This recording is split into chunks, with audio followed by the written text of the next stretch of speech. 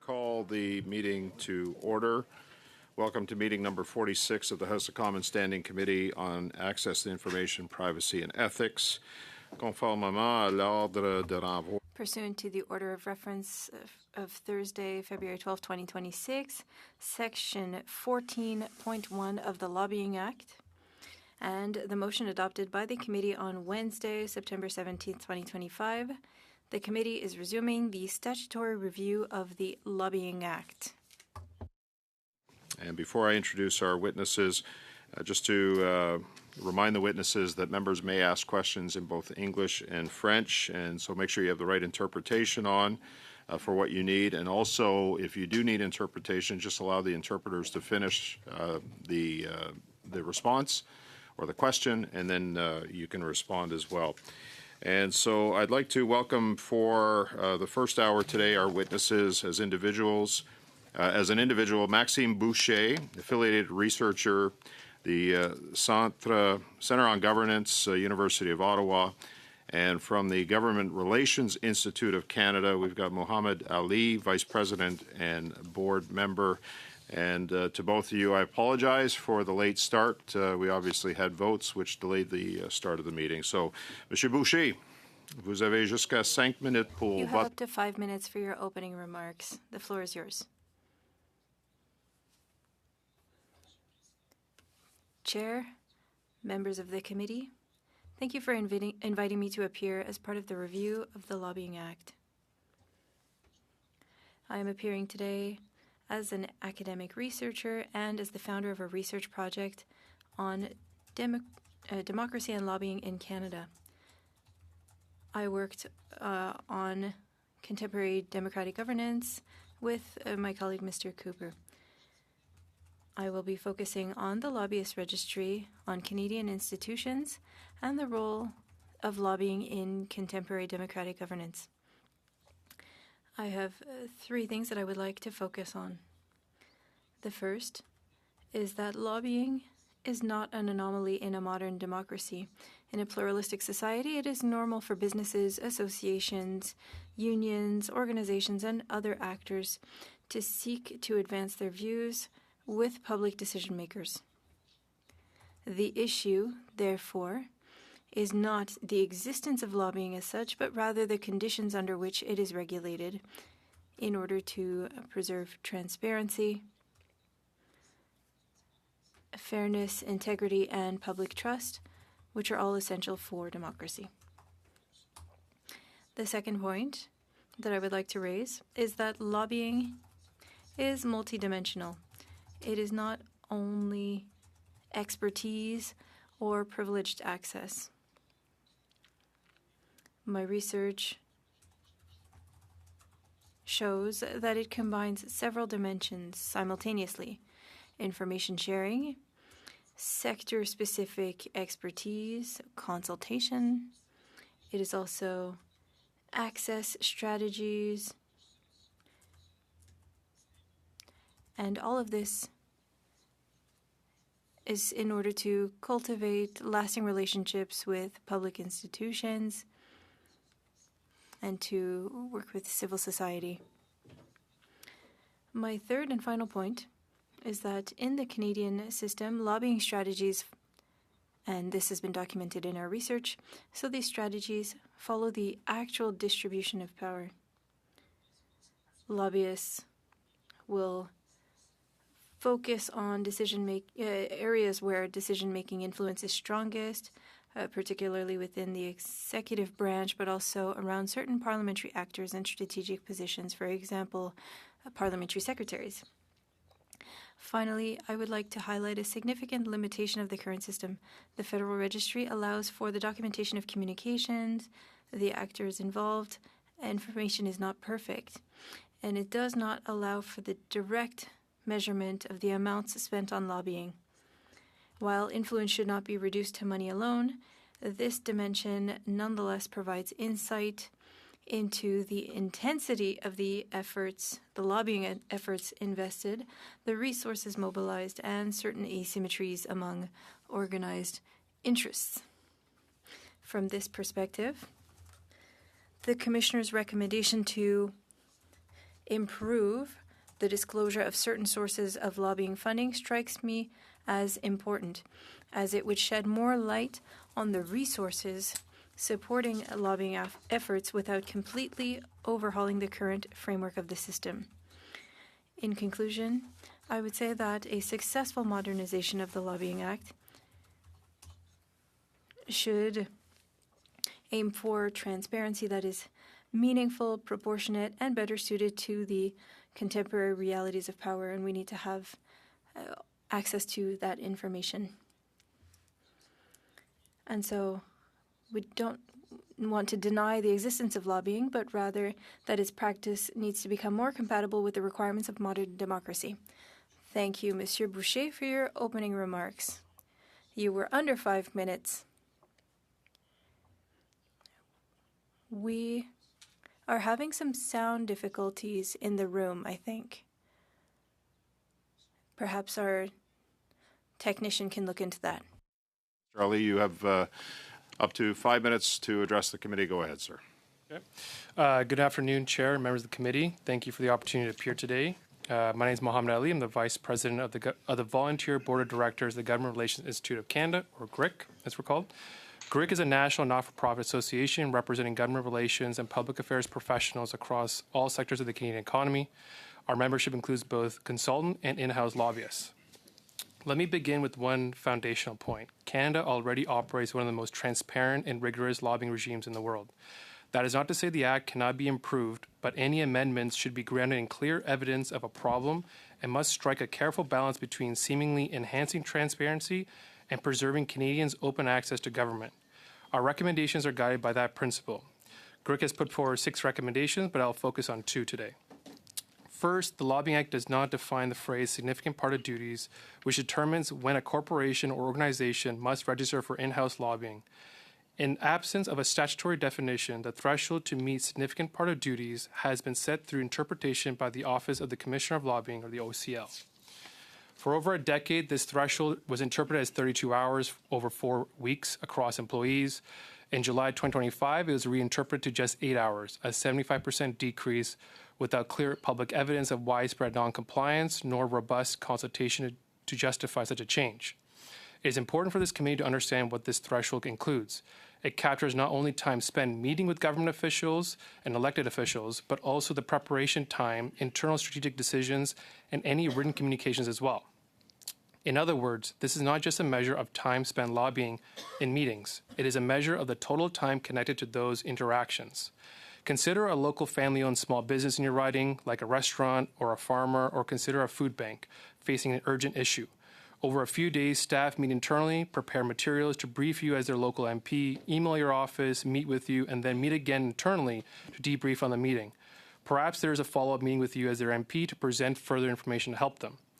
Their collective time spent could easily reach 8 hours just before that one meeting. Now they are required to register under the law. These are not professional lobbyists. They are Canadians engaging with their elected representatives to seek help. Going even further to potentially expand the regime to that of registration by default by getting rid of significant part of duties altogether from the Act, as has been proposed by the OCL, would significantly broaden the scope of the Act. This risks imposing even further unnecessary administrative burden and red tape on small organizations and could overwhelm the registry with low-value filings, ultimately reducing meaningful transparency. Given how central this concept is to the Act, GRIC believes significant part of duties should be defined in the legislation and not left to OCL interpretations that could be changed without any industry consultation. We recommend restoring it to 32 hours over 4 weeks, ensuring the system remains focused on capturing sustained lobbying activity. Second, GRIC recommends maintaining the current requirement that only oral communications that are arranged in advance and initiated by a lobbyist be reportable, and that reporting continues to focus on senior civil servants along with other designated public office holders, including, as the OCL has suggested, staff of the Office of the Leader of the Opposition. The OCL's proposal to expand reporting to all communications, whether written or unarranged, would significantly flood the registry with insignificant communications and add limited transparency value. Such changes could also create unintended consequences. Public office holders could be associated with interactions they did not agree to, including unsolicited written communications such as emails and letters. Transparency is most effective when it captures deliberate, substantive engagement, not incidental or informal exchanges. Fundamentally, designated public office holders, such as yourselves, should continue to have the authority to decide who they choose to meet with and when. Government decisions are not simply shaped by chance encounters at the airport or your local community event or a letter. Similarly, expanding reporting requirements to include all public servants present at meetings would dilute the registry's usefulness. The current focus on senior decision makers reflects how government decisions are actually made. Our other recommendations include defining undertaking in the Act, reducing post-employment ban, improve clarity in the Code of Conduct, and including paid board directors in organizations' registrations. In conclusion, Canada's lobbying framework is the strongest in the OECD. We welcome changes that are evidence-based, proportionate, and focus on improving transparency where it matters most, without limiting Canadians' democratic ability to engage with their elected officials. Thank you. Look forward to questions. Okay, thank you, Mr. Ali. We're going to start with our questions and go to Mr. Cooper first for 6 minutes. Go ahead, Mr. Cooper. Thank you, Mr. Chair. I'd like to move the following motion that I had put on notice on Friday, and the motion reads as follows.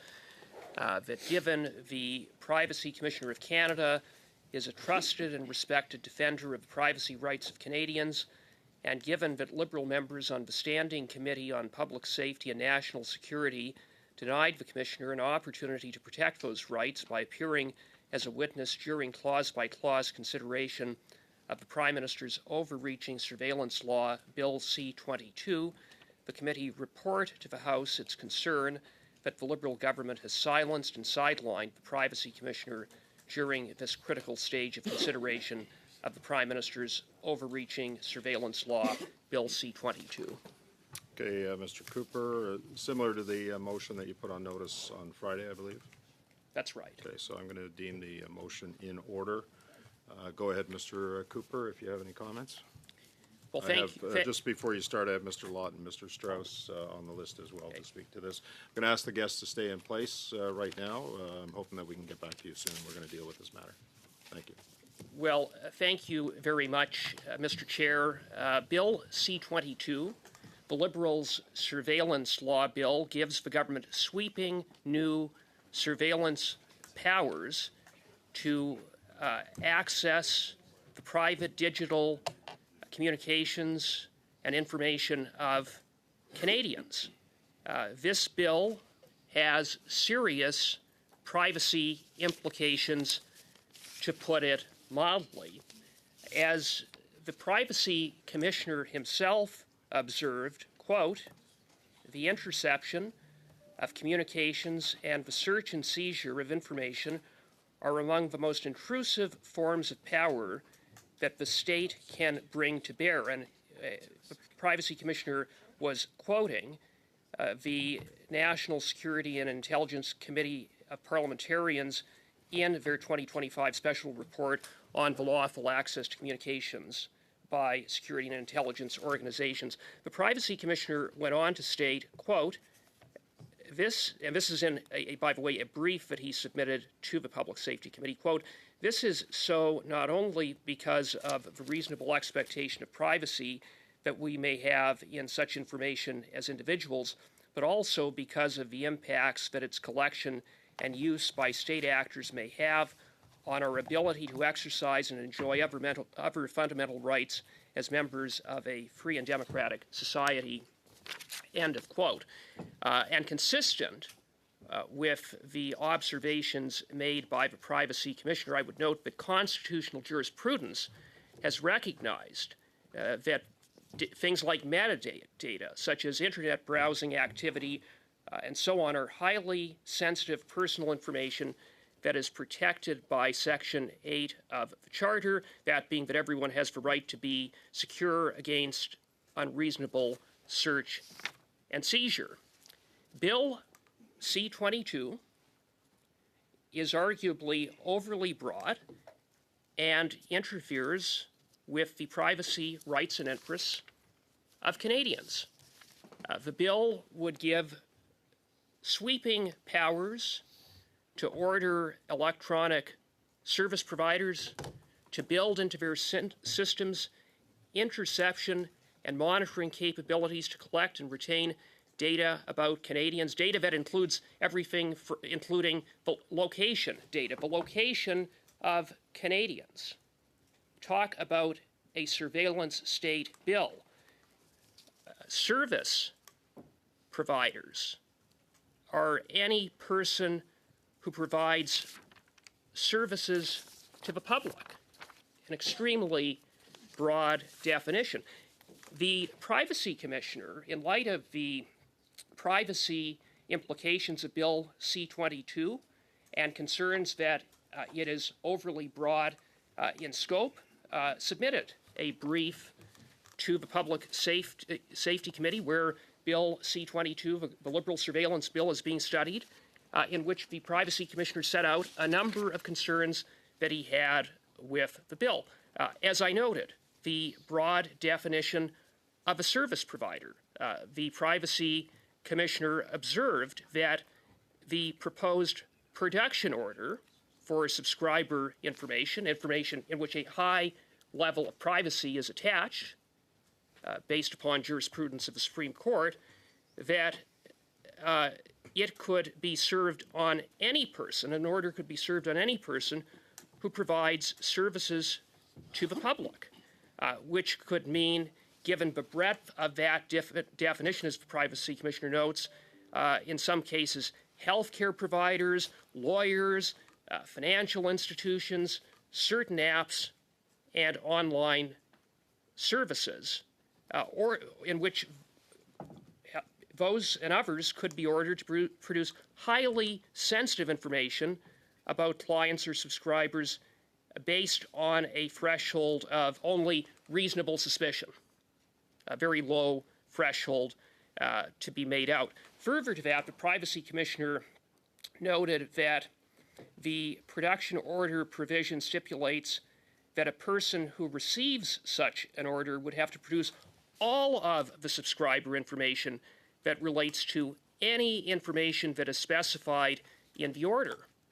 As a result, service providers could be compelled to produce much more subscriber information than is necessary for the purpose of a given investigation. Again, overly broad in its scope. The Privacy Commissioner went on in his brief to cite concerns around the fact that it would not, for greater certainty with respect to production orders or warrants, apply. It wouldn't be necessary to go and get one if the information was available to the public. Now, so in other words, they could do a runaround, law enforcement could do a runaround on the basis that the information was supposedly publicly available. Now, I should note, as the Privacy Commissioner notes, but just because information is publicly available, it does not automatically follow that privacy interests and the right to privacy are not attached. That is not the case. And the other, also what's missing from the bill is a provision for necessity and proportionality to ensure that regulations made under the legislation are tailored to minimize privacy impacts. And these are just some of the concerns that the Privacy Commissioner raised with Bill C-22.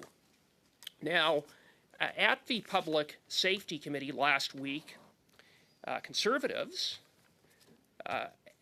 asked that, given the serious concerns that the Privacy Commissioner had raised, that the Privacy Commissioner be present as a witness to answer questions, to address questions about privacy, as the committee goes through clause by clause, just as, for example, CSIS is there, just as the RCMP is there, just as departmental officials are there to answer questions. Conservatives thought it was appropriate that the Privacy Commissioner also be there, given that this bill, on the one hand, deals with issues around public safety that need to be balanced against the privacy rights of Canadians. And what we saw last Thursday at the Public Safety Committee was Liberals thwarting and blocking the Privacy Commissioner from coming to committee. The very commissioner who is charged with protecting and promoting the privacy rights of Canadians. Liberal MPs want the commissioner to be silenced, to not be heard, to not answer questions about clauses within the bill that go to the heart of the privacy rights of Canadians. And the question is why? But the answer, one can reasonably infer, is that the Liberals want to sidestep and ignore the very serious concerns that the Commissioner has raised about the threats posed by Bill C-22 to the privacy rights of Canadians. These are the same Liberals, by the way, that are doing a do-over with C-22 after they got caught sneaking into what they called a border bill, a surveillance bill in C2. So given that, I would submit, Mr. Chair, that it's imperative that we hear from the Privacy Commissioner and that we on this committee, which are charged with dealing with issues around the Privacy Act and privacy issues, that we report our concerns to the House and urge the Liberals to reverse course, to stop putting a gag on the Privacy Commissioner and allow the Privacy Commissioner to come before the Public Safety Committee so that the committee can fully understand the privacy implications of Bill C-22. Thank you very much. Okay, thank you, Mr. Cooper. I am working on a list. I've got Mr. Lawton, Strauss, Hardy, and Chagger. Mr. Lawton, go ahead. Go ahead. Thank you very much, Mr. Chair. It's good to be back on the committee that is tasked with looking at ethics, information, and privacy, three things I note that are in very short supply with this Liberal government, especially with Bill C-22. Now, when we look at the way that this process has gone on before the Public Safety Committee, it is shocking that a bill as complicated and lengthy, with as many good faith concerns that have been raised from actors on the left and the right, from civil society groups, from civil liberties groups, that this was met by the Liberals with a desire to have an incredibly abbreviated study of the bill. And I note that my Conservative colleagues had to fight a Liberal government that was kicking and screaming to allow for even a modest expansion of witness testimony. And in the course of that, we heard precisely how many issues there were embedded in the bill that would compromise the privacy and security of Canadians.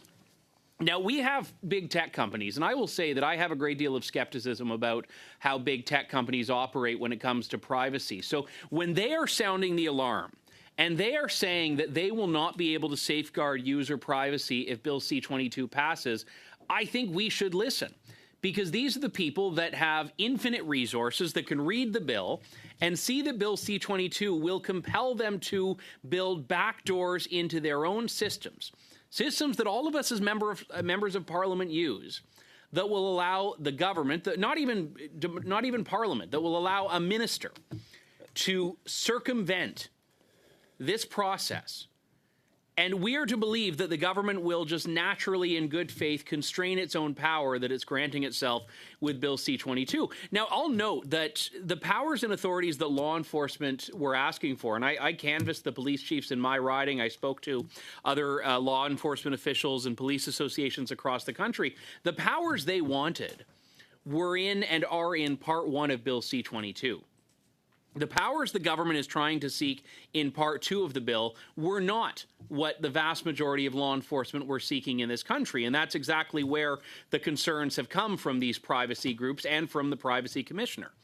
So when a commissioner who ultimately serves at the pleasure of the federal government wants to weigh in on this, the fact that a government that claims there are no privacy concerns in the bill is seeking to deny him the right to testify, That is in and of itself incredibly concerning.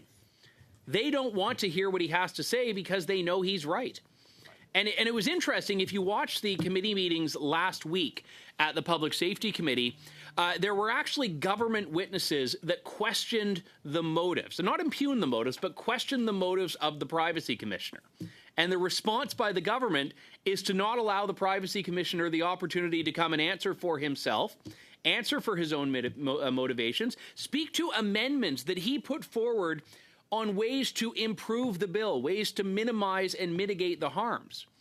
And on one hand, we had the public safety minister coming out and saying the government was open to amendments, but on the other hand, refusing to commit to any substantive amendments that would actually deal with this, that would deal with the requirement to build backdoors into electronic systems, that would deal with the broad retention and definition of metadata, that would deal with the broad ministerial authority that the minister is trying to give himself, that would deal with, and this is particularly insane, the encryption issue, which on one hand, we had some government witnesses saying they actually do want to get into encryption, while the government is trying to say encryption is not at issue. So this is exactly why the privacy implications of Bill C-22 are so important. And if we have a public servant, a privacy commissioner, whose job it is to look at bills like C-22, the only conclusion we can draw from the Liberal government's attempts to deny him the opportunity to speak are because they are scared of what will come from him being able to speak about the problems he's seeing in the bill. So I think Mr. Cooper's motion, which is basically reporting to the House of Commons, because this is a full parliamentary issue that needs to be raised here, that the Liberal government has silenced and sidelined the Privacy Commissioner, is incredibly important. I will be enthusiastically supporting this motion, and I hope my Liberal colleagues will see the error in their approach in denying him the opportunity to testify and support this motion as well. Thank you, Mr. Lawton. We're going to go to Mr. Strauss next. Just a reminder that we're not debating the merits and the value of C-22. The motion here is that the committee report to the House its concern that the Liberal government has silenced and sidelined the Privacy Commissioner during this critical stage of consideration. That's what we're debating here. Go ahead, Mr. Strauss. Thank you, Chair. It's an honor and a privilege to join this committee today. I think this may perhaps be the most important thing that personally I do as a member of Parliament so far in my time here. I am more concerned about this bill than I have been by any bill that has come forward in my time as a member of Parliament. And through you, Chair, I'm here really to implore the Liberal members to take this motion seriously and to consider what is at stake here, and not speaking to the particulars of C-22, as my colleague Mr. Lawton already has. I wanted to talk about the function of the Privacy Commissioner and the history of his office. So anyone can shout it out if they know, but does anyone know which Prime Minister instituted the Office of the Privacy Commissioner of Canada? I won't wait too long for the answer, but it was Pierre Trudeau. Which Prime Minister appointed the current Privacy Commissioner? His son, Justin Trudeau. This is an office instituted by Liberals. The current holder of the office was nominated by Liberals. And his office has a $40 million budget every year that is paid for by the Liberal government to do important work such as investigate, consider, advise the committee about Bill C-22. So it is shocking, and this committee ought to take very seriously the fact that the Public Safety Committee has prevented him from testifying, has not allowed him to depose his amendments to the committee for their consideration. This is a rush job, and that's very peculiar.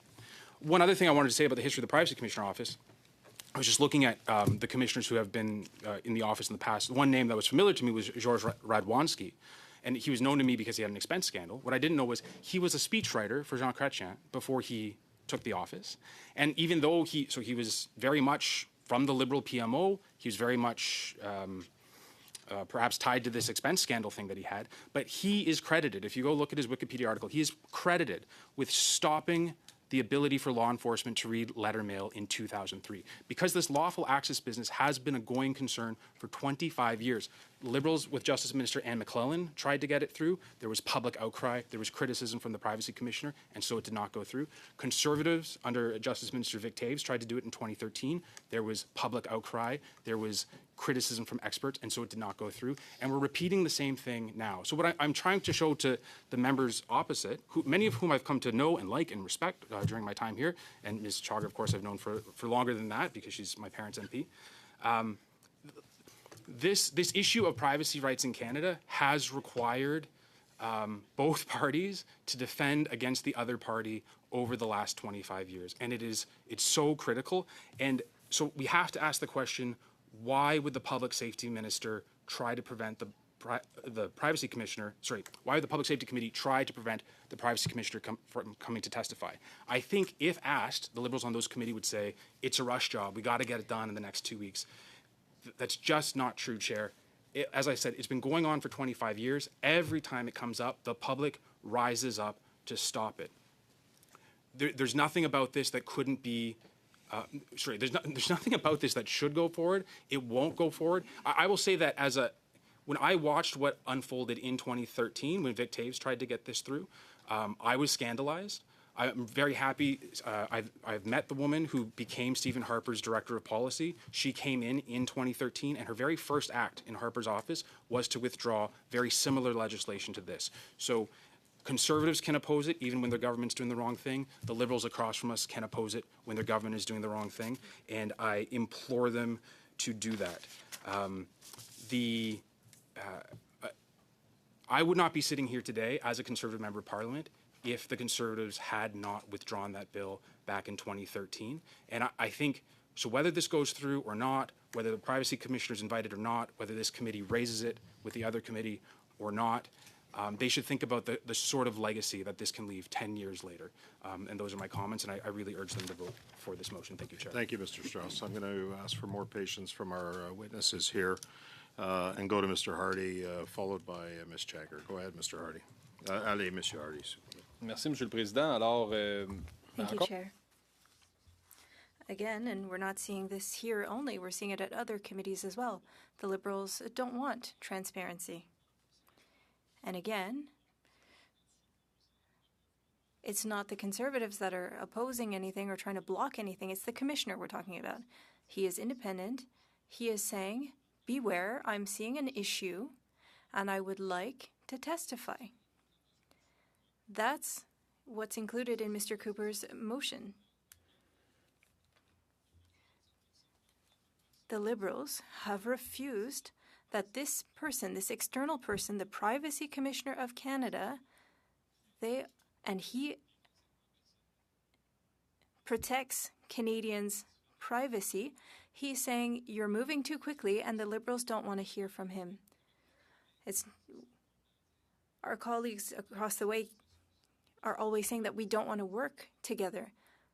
That's not true. We want to ensure that processes are protected so that we protect Canadians.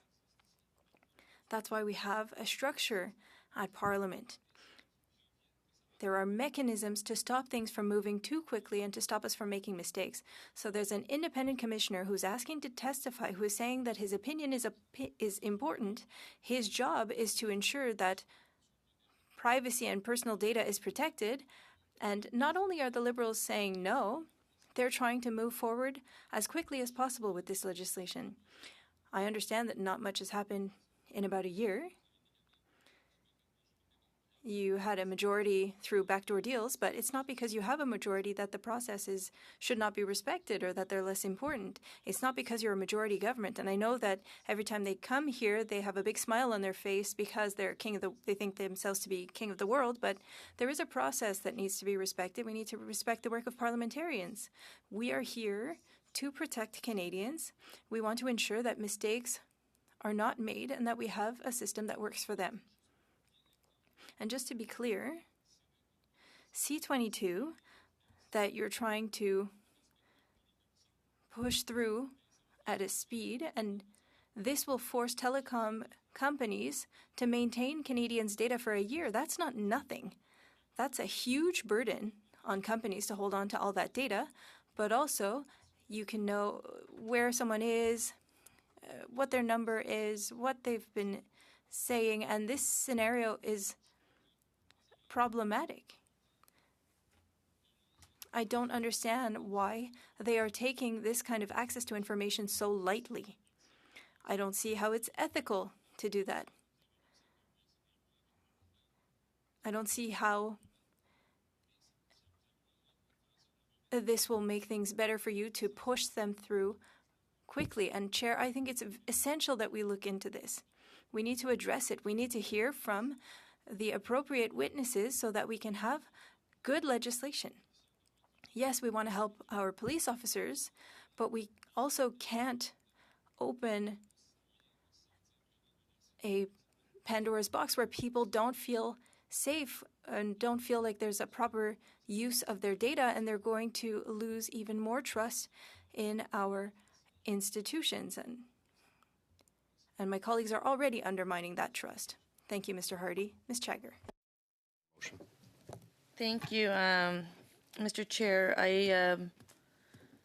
Well, I don't know what to say, but I'm telling you, I keep saying I'm a new member of this committee, and really do find that the work that this committee does is valuable and important. I know based on what's taking place in my inbox and the riding of Waterloo and so forth that, well, they'd be disappointed to know what's happening at committee today. And what's even more interesting is that, you know, as we were sitting here and I was getting to watch the show, I was just writing to my colleagues at SECU to say, hey, what took place and what's going on? And so I just asked them, can you give me some insights? Because what Conservative members are here suggesting on a motion, and I asked them just to remind me who is on that committee. Turns out that the member from Elgin St. Thomas, London South, does not sit on that committee. The member of Parliament, which is really disappointing to me because he comes from a very intelligent region, Kitchener South Hespeler, not on that committee, but have come to take time from our committee where we are advancing a conversation that's really important to Canadians. And every member says it. And so what my colleague sent to me said that the Privacy Commissioner has appeared as a witness during the study of the bill and provided a brief to that committee. And that brief is actually publicly available for anyone who would like to see it. They said that we had committee business they noted that we had committee business at Ethics, and we do it in public, unlike most committees. So they were able to confirm that we could have discussed this motion last week. But no, Conservative members wanted to wait till we had witnesses lined up to appear at our committee on a study that's important. And two witnesses who are gainfully employed, taxpayers, who are now getting to watch this show at Ethics Committee because Conservatives cannot understand that their motion was voted down at another committee. And I would just state for the record that it's not up to this committee or any committee to tell another committee what to do, nor is it normal practice for commissioners to be appearing during clause-by-clause consideration. I would hope we would think that our commissioners have important work to do. And when it comes to scrutinizing legislation clause by clause, that's what our job as elected officials are, and that's why we go to committee, and that's why legislation travels its process. And I should just also note on the record that it's of note that when the Privacy Commissioner was in front of committee, the Conservative members used that time to talk about how much time they didn't have rather than asking thoughtful questions. And I would encourage Canadians, because I'm sure there's many watching, to say, go check out the testimony at that committee, watch what happens at this committee. And it's just the approach. You know, Conservative members have demonstrated time and time again that when Canadians are hurting, they're just, they love it. It's sad, but they do. And whenever things are doing all right in our economy and people, if you look at the job numbers, not great, but better than they've been in a long time, Conservatives have a really hard time with that. And at the end of the day, we're not in a campaign. We have been elected. We've got work to do. And Conservatives need to start understanding that Canadians need us to do that work. And during a campaign, they can be their political stripe first, no problem. That's part of what it is. But between campaigns, we should be Canadians first. We should be fighting for our country first. And we should hurt when people are hurting. But we should also be able to applaud and celebrate when things are going well. And Mr. Hardy is a member of this committee, and Mr. Hardy talks about how processes should be respected. Yeah, Mr. Hardy, I agree. We should respect processes, and SECU committee members voted, and we should respect those votes. Canadians voted, and more Canadians are understanding why once again they sent a Liberal government, because it's the only party right now.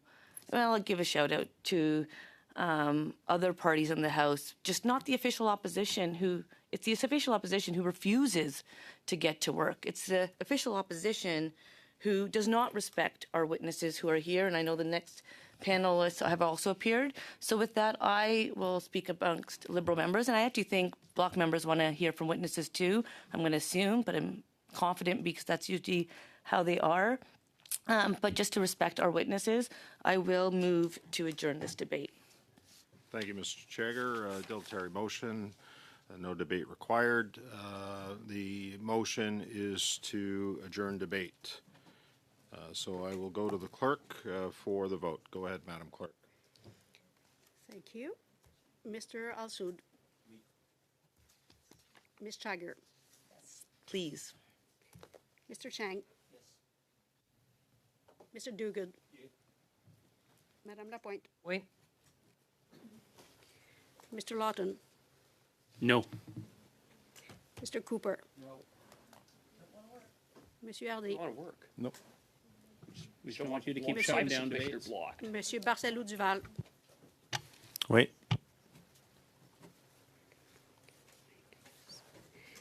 Yeas 6, nays 3. Pour 6 contre 3. Okay, so the motion carries. We are now returning to the witnesses. Thank you for your patience, Mr. Ali. Merci, Monsieur Boucher. Madame Lapointe, you have 6 minutes. Vous avez 6 minutes. Commencez, s'il vous plaît. The floor is yours. Thank you very much. We're going to be able to ask questions to our witnesses. And I just want to look at my notes before I ask you a question, Mr. Ali. Earlier, you spoke about recommendation 2, or you had 2 recommendations that you wanted to focus on. Eliminating red tape, because there was the matter of 32 hours, changed to 8 hours. I would like to hear your comments and your comments on changing the 32 to 8 hours. Thank you for the question. So part of our recommendation to return it back to essentially the status quo of 32 hours is to ensure that small organizations, like small businesses that need to go to the elected officials to talk about a specific issue, aren't captured in breaking the law in that situation. They aren't professional lobbyists. Professional lobbyists, such as myself, we are abiding by the law, and that is our day-to-day job. And so our recommendation is to make sure that the system targets the people that are actually actively lobbying, and not those who seek help from the local officials that don't have the resources to track everything and are simply just asking for help and not actually looking to fundamentally change government policy. Merci. Vous avez aussi parlé. Thank you. We have also heard about registering meetings, and you mentioned meetings that were organized, but if we meet at the airport, we bump into each other at the airport or outdoors. Can you explain what you meant in your comments further, please? Yeah. So our recommendation is that communication reports should be, meetings should be arranged. So when we say oral arranged, it's a request for a meeting, and then a location and time is set to say. So even at an airport, you could say, well, can we meet in that side hallway? That's an arranged meeting. Our purpose is that you, as the elected official and government official, should have the right to determine when you meet with someone. And to simply say that an email or a letter or a chance encounter is constituting as lobbying is not accurate, because that's not how decisions are made. And you should be afforded the opportunity to find an actual time. So our recommendation is to not flood the system with communication reports that don't actually demonstrate that lobbying took place. And that you, the elected official, should be in a position to say, yes, I wanted to hear what you had to say, whether I agree or not. I want to have that right to choose. Without having that right to choose, organizations that you may disagree with or never want to meet with can claim that they've been lobbying you hundreds of times because they sent you 100 letters, and you may not want to respond to that. So giving you that opportunity and that right to choose is part of why we recommend that oral and arranged should be the barometer for filing a communication report. Merci. Une autre question pour aller un peu plus loin là-dessus. Another question now. Do you believe that Canada should adopt a registration by default model? If you can explain yes or no what your reasoning is. Sorry, could you repeat the beginning part? Oui, certainement. Yes, of course. Do you believe that Canada or that our committee should suggest using a lobbying model of registration by default? We don't recommend a registration by default because there are situations, like I explained earlier, with certain businesses that need, or organizations that may just simply want to have a request to meet for seeking help from an elected official. That is not a sustained lobbying effort. What should be captured is sustained lobbying efforts, because that demonstrates an actual effort by an organization to change government policy, or at least advocate for it. Merci. Une autre question par rapport à... Another question now regarding in-house lobbyists and consultant lobbyists. Do you believe that there should be a distinction between the two? Yes, as this distinction exists currently, consultant lobbyists should be treated differently because they are paid to lobby on behalf of someone else. So they should be required to register no matter what.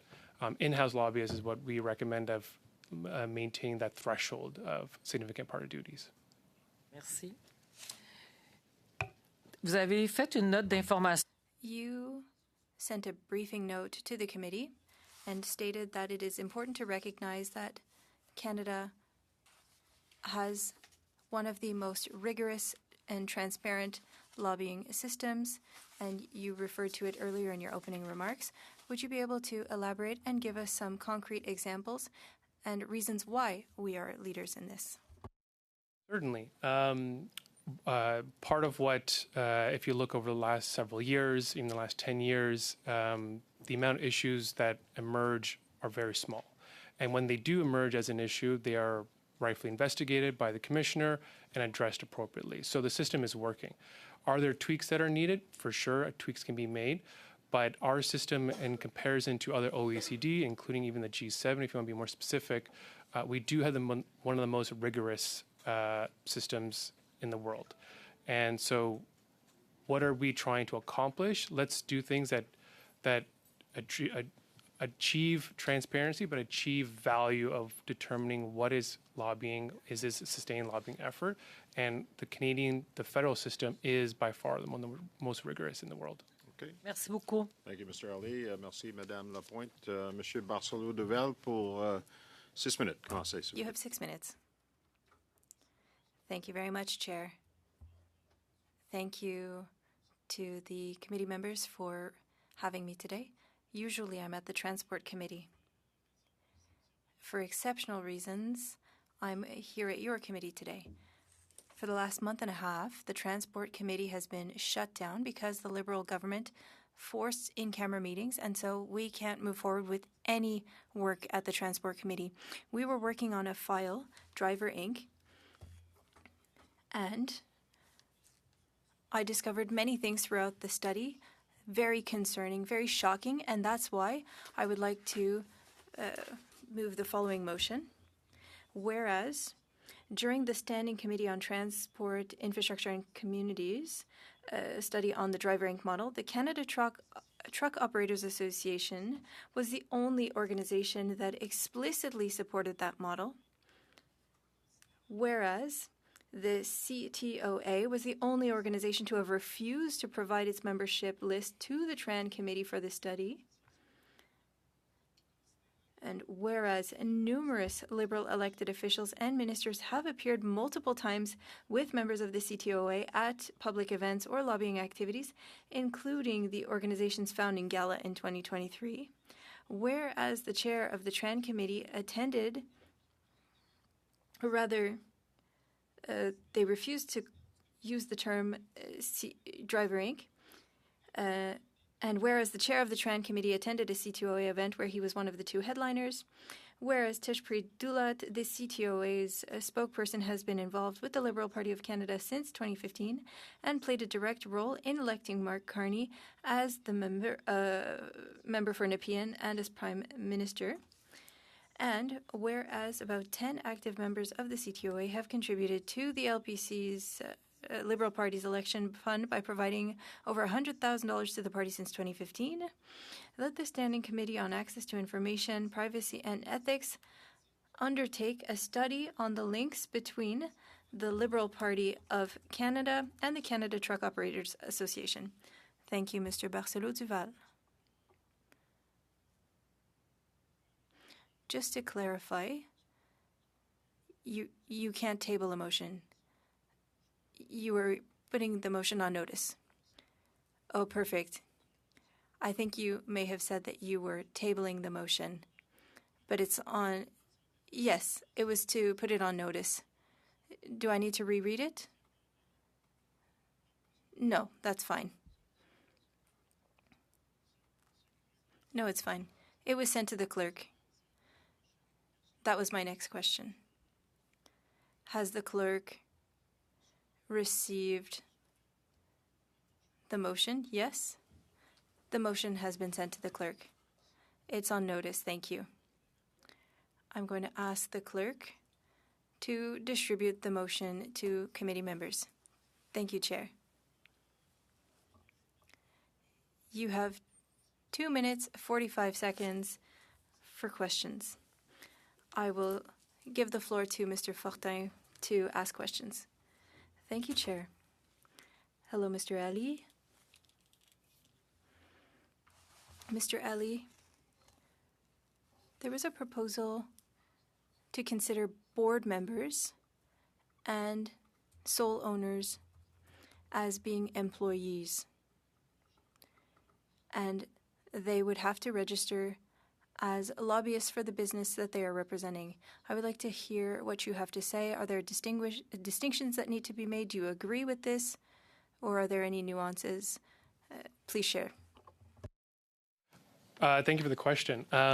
So our recommendation is to help create clarity and consistency in the registry that paid board of directors should be filed under as an employee in a company. Currently, they have to be registered as a consultant lobbyist, completely separate. So if you were to go look online to say, XYZ company, but then there's a board director that's separate. So you have to go find that to know that what you're looking for. So in order to ensure consistency and clarity and to condense it, they should be listed under one as paid directors because they also benefit on the changes that they're advocating for. Is there a distinction to be made between board members who are paid and those who are not? Also, is there, for this distinction, should we talk about an amount or a monetary amount, or could it be points? Could that be considered pay as well? Oh, yes. So the distinction also, yes, thank you for the question, between paid and unpaid. The unpaid are recommendations that, there may be some basic stipends that are provided for travelers, but as long as they're not paid, they are not benefiting financially from a decision from the group, so they should not be required to register. Whereas the paid ones who are paid to be on the board financially benefit from the decision. So our recommendation is that separation should be, do you financially benefit or not?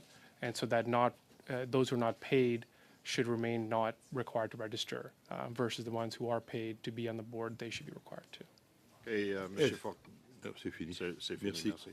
time is Monsieur, you have 5 minutes, go ahead, and then we're going to go to Mr. Chang after that. We're getting to close to where we were for the first hour, or where we should be for the first hour.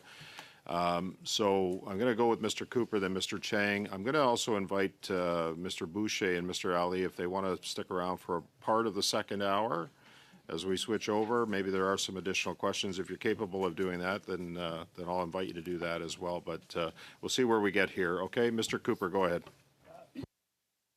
Mr. Ali, you stated in your opening statement that Canada has one of the most transparent lobbying registration regimes in the world, and I think that's probably true, but it's not to say that it is fully transparent or is at where it should be at. And I would note that in the case of what is reportable in terms of lobbying activities, it applies only to oral communications arranged in advance and initiated by a lobbyist. So what is transparent about that? So the reason that we recommend that to not have everything filed, for example, letters and emails, you the elected official or a government official in a minister's office, should have the right to say, do I want to meet with this person or not? Because if you were to file, send letters or emails, as in one example. I understand what you're saying, but it's very narrow. It's only oral communications, not written or other communications. It's only when it's initiated by the lobbyist, not someone else, and only when it is, of course, to a designated public office holder. So, in other words, what is allowed is secret lobbying.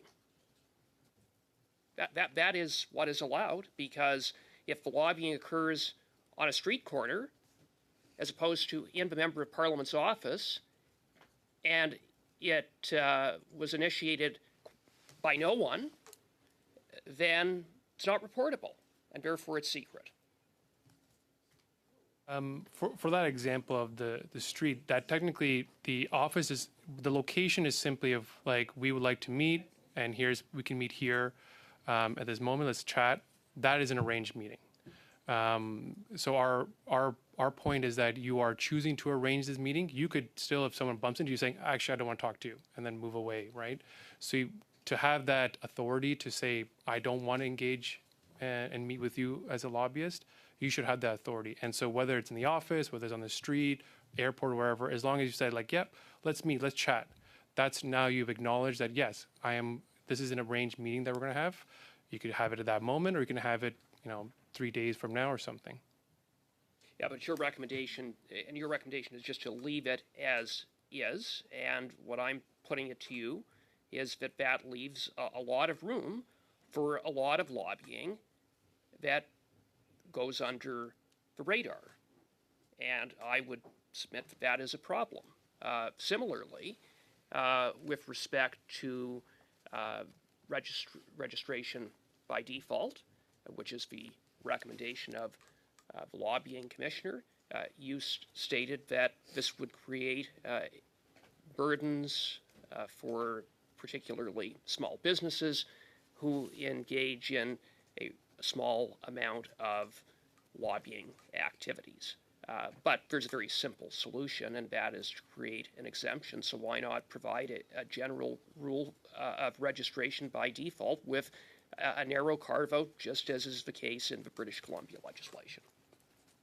That's a great question. I would say that we are open to having a discussion. I think consultation is important in industry, what makes sense to achieve an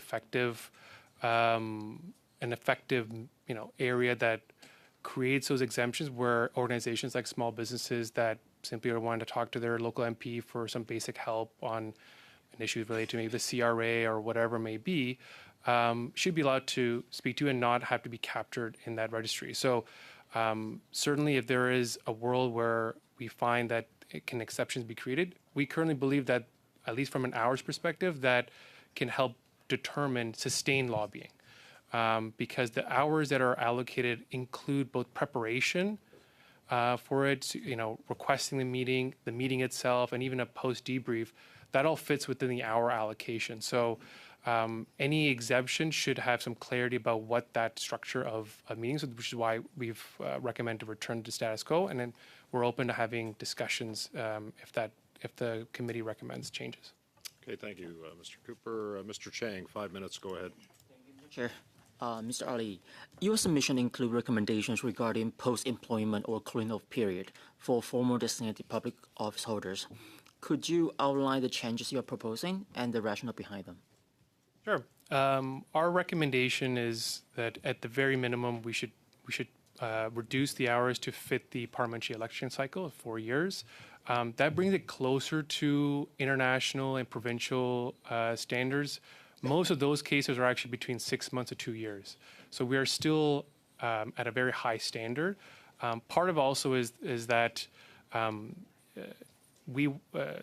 ban itself can be a detriment for private sector individuals who are experienced to come into working in government or work in elected MP offices that would then could be captured at some point in the ban. So part of it is also to better align so there's clarity with the election cycle, and then also to reduce the challenges from post-employment side.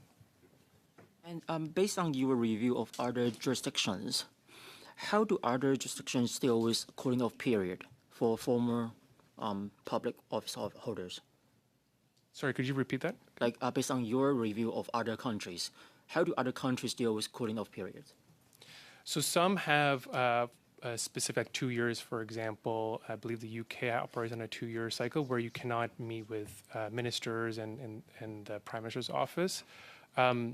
Some are examples, like in some provincial examples, where it is the department which you worked in and the Premier's office, as an example, that you have restricted because you actually worked with them. You know the policy, you know the department officials, so achieving that cooling off period is important for that. So there are different examples both within Canada and also international.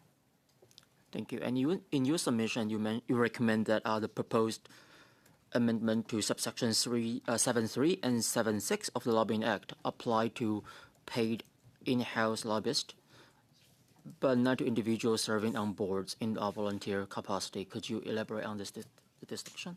Yeah, so our recommendation is for paid board of directors currently are required to file as consultant lobbyists. So it's a separate registry entirely. And so our recommendations for simplicity and transparency to be all in one registry. So if you're work for company XYZ and you're a board director and you're paid to be on the board, you should be registered under that as if you're an employee, because your advocacy directly benefits that company. For anyone who's looking to registry, they would have to go seek to see if a board member and who that board member is has registered. So it provides a bit more synergy by incorporating into one. And from your perspective, how can Parliament ensure the Act promotes transparency and accountability while avoiding unintended consequences that could discourage volunteer participation?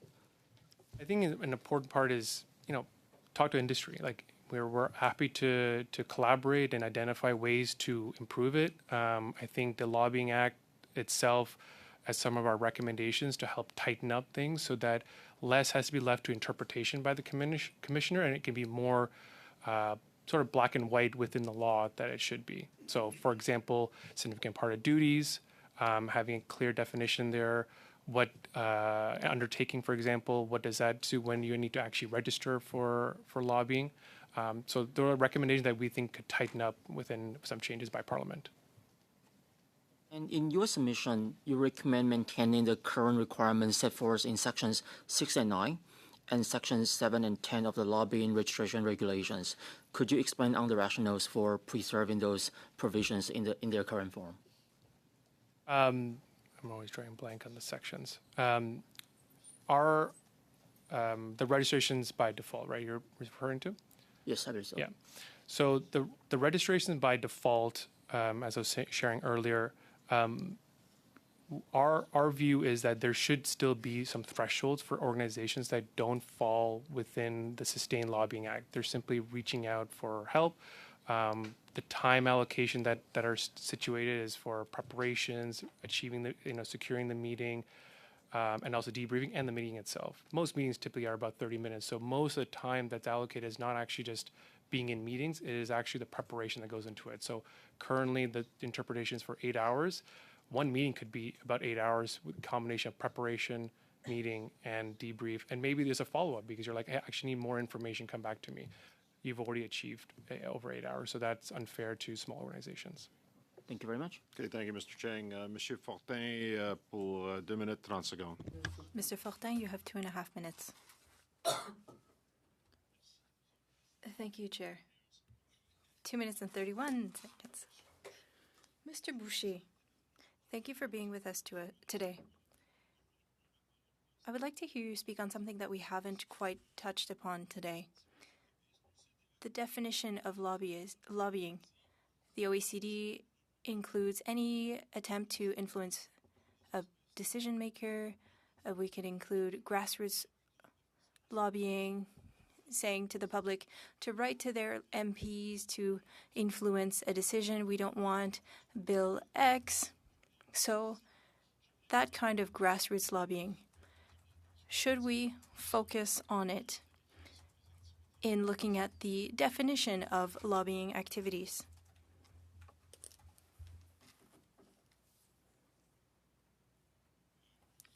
We can't hear you.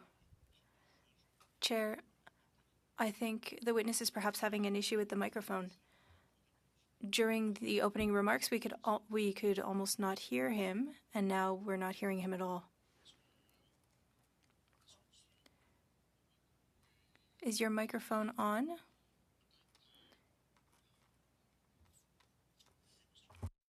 And just unplug it from the computer and then plug it back in. That seems to do the trick sometimes. Okay.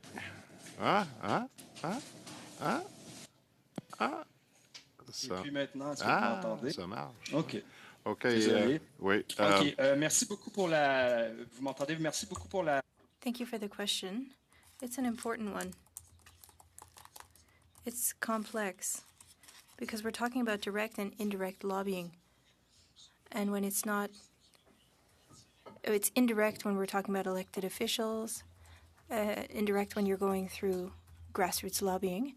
And as a researcher, it would be good to know that some campaigns can go beyond political institutions, and it would be important to have information on strategies that were used. It could be good to have information on a company having that in its registration that they use grassroots lobbying, but it is quite limited, especially if we don't have information on funding for those campaigns. Same thing for a lot of communication. If it's informal or very formal, organized or not organized, as we mentioned. But we don't know what the funding aspect was, so it makes it difficult to know what the impact is and how much a business is investing in such lobbying strategies. So it would be important to have that information, but it's only part of the relevant information. How could we access all of the information, Mr. Boucher? Is there any mechanism or any conditions that need to be implemented? I talked about funding sources and that it should be disclosed. We can see that in legislation in the United States, for example. There is information on thresholds and the budget that a company had for lobbying. Then we know. So perhaps there could be thousands of communications with registration by default, but we would need to have information on funding behind that lobbying. We would then know whether or not a company is making a lot of effort to lobby. Mr. Boucher, my time is up, but could you send our recommendations in writing as a brief or other? I had sent in my opening remarks, but yes, I can certainly send you more details. Thank you. Thank you, Mr. Fortin. The witnesses to submit any further briefs that they may have to the committee. We are going to move on to the next panel after we suspend. Mr. Ali et Monsieur Boucher, je vous dis merci. Mr. Ali, Mr. Boucher, thank you for your testimony today. For the delay that happened both in the vote and in the motion that was moved. But that is part of our business, and we have to deal with that sometimes with witnesses as well. So I appreciate both of you being here. I'm going to suspend for a couple of minutes until we move on to the next panel. Thank you.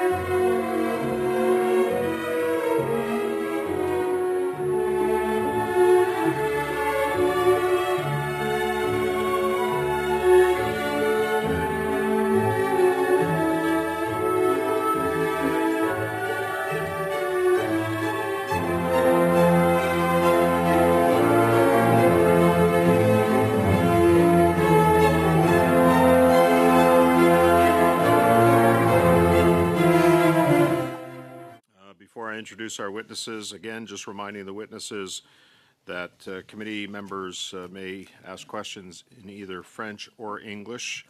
And if you do need interpretation, just take a moment to prepare the earpiece and select the listening channel that you need. I'd also encourage you to listen to the end of the interpretation just to make sure you have either a full question or response. Our witnesses for the second hour right now is an individual, W. Scott Thurlow, founder of Thurlow Law, and from Democracy Watch, Duff Conacher, who is the co-founder. Mr. Thurlow, you have up to 5 minutes to address the committee. Welcome back to committee, sir. Thank you very much, Mr. Chairman. My name is Scott Thurlow, and it is an honor to be here to share my thoughts and experience with the committee as it reviews the Lobbying Act. My experience with the Act is not academic, it's practical. My clients believe in a culture of compliance. It is my view that the government relations industry writ large is one that aspires to comply and to be transparent. They are collectively responsible for their actions and believe in clear and transparent rules that govern lobbyist registration. Any implication otherwise is pure fiction and contributes to a litany of negative stereotypes. I want to be as clear as possible. The Lobbying Act is designed to be a disclosure act. It places an obligation on individuals to disclose their activities for conspicuous public scrutiny through the registry that is ably managed by the Lobbying Commissioner and her team. The registry itself is extremely easy to navigate. It is searchable, and anyone can quickly figure out who is being lobbied and on what issue. The Commissioner's team deserves top marks for this excellent tool. Any changes to the Lobbying Act that this committee recommends should be viewed through the prism of increasing transparency and improving access to the information that the registry provides. My testimony today may sound very different from what you may have heard from other practitioners. I am not here to quibble on the technical aspects of some of the more controversial recommendations. I do have views on all of them, but the minutiae of the rules is not nearly as important as ensuring that the system can instill confidence in the general public that they can access the information that they need to hold their elected officials to account. Now, there are two broader principles that I would like to delve into. First, Prime Minister Harper's government introduced the Accountability Act, and with it came a 5-year ban on registrable activities for a small group of individuals who served in the highest offices. I verily believe that the current blanket prohibition on registrations for former designated public office holders is ruinously unfair to hundreds of public servants who, in many cases, are at the very beginning of their careers. The fact that the Prime Minister is treated the same way as a 20-something who has worked in a minister's office for a year is beyond absurd. So, I agree with the Lobbying Commissioner when she recommends expanding the class of designated public office holders, provided that it comes with a concordant ability to reduce the current 5-year limitation period on registrations and registrable communications. A 5-year ban was draconian in 2006, and it remains so today. A second topic worth flagging to this committee is the conflict of interest provisions found in the Lobbyist Code of Conduct. I have many opinions. I can assure you that there are a significant number of registrants who feel that their constitutional freedoms have been imperiled by the most recent changes to the Code of Conduct. We have a bright line test that was established by Mr. Conacher's good work at the Federal Court of Appeal, and that standard of preventing a fundraiser from lobbying their beneficiary of their work is appropriate and balanced. Campaigns are staffed by volunteers. That volunteer activity is essential to protecting our democracy. To say someone who is engaged in free speech, free assembly, and they're protecting their democratic rights should be barred from registration afterwards is an affront to our charter values. In its Figueroa decision, the Supreme Court of Canada held that we must look beyond the words of the charter as it relates to our democratic rights.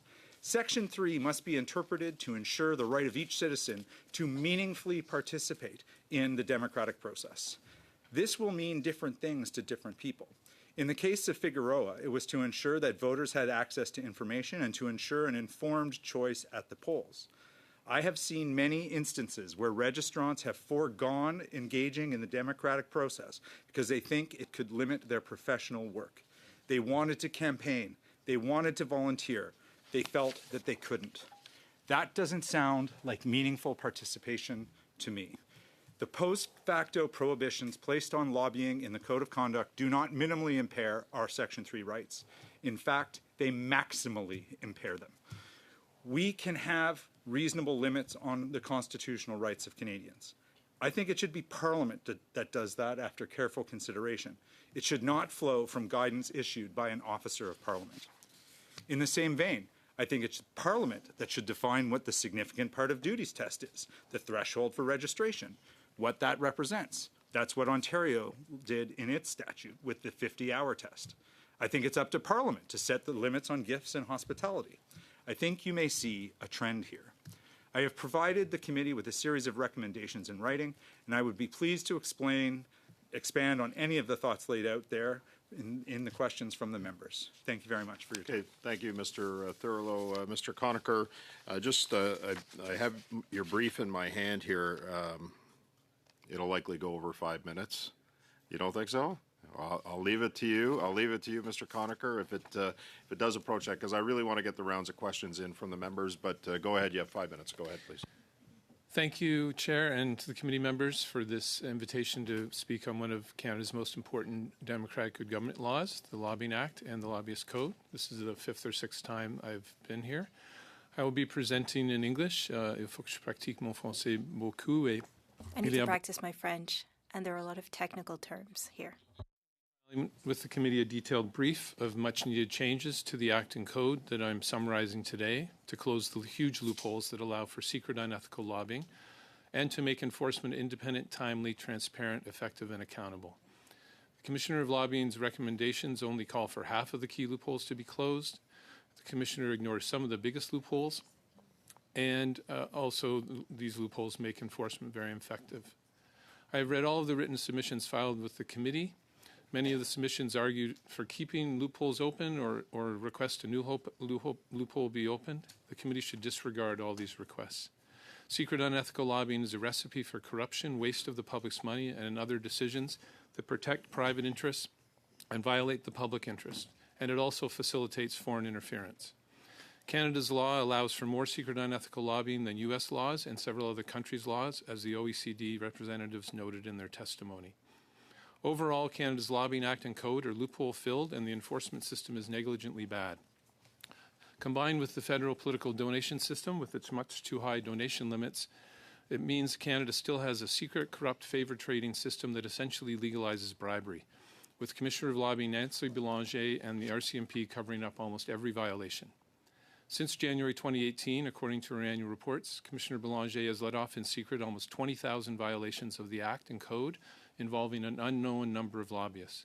She has not identified or penalized any of these law-breaking lobbyists, even though, despite what she has claimed before this committee, she could have found them all in violation of the code and named and shamed all of them, as a past commissioner did in one case. Overall, the commissioner and RCMP have let off 99.9% of lobbyists they have caught violating the Act or Code. Only a few lobbyists have been investigated, only 2 charged, and one of those was the 2 was let off by the RCMP.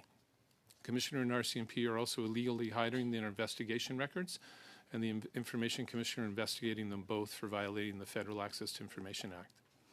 A national survey in January 2025 found that more than 80% of Canadian voters want to know the details of all lobbying and want lobbyists prohibited from fundraising, campaigning, or doing other favors for politicians they lobby or will lobby. To summarize briefly the loopholes that need to be closed, almost all of which hide the extent of lobbying by big businesses, are as follows. Unpaid lobbying is not required to be registered.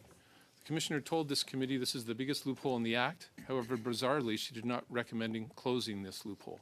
Toronto and Ottawa require disclosure of volunteer lobbying. 8 hours a month of secret lobbying is allowed by each executive and employee at a business.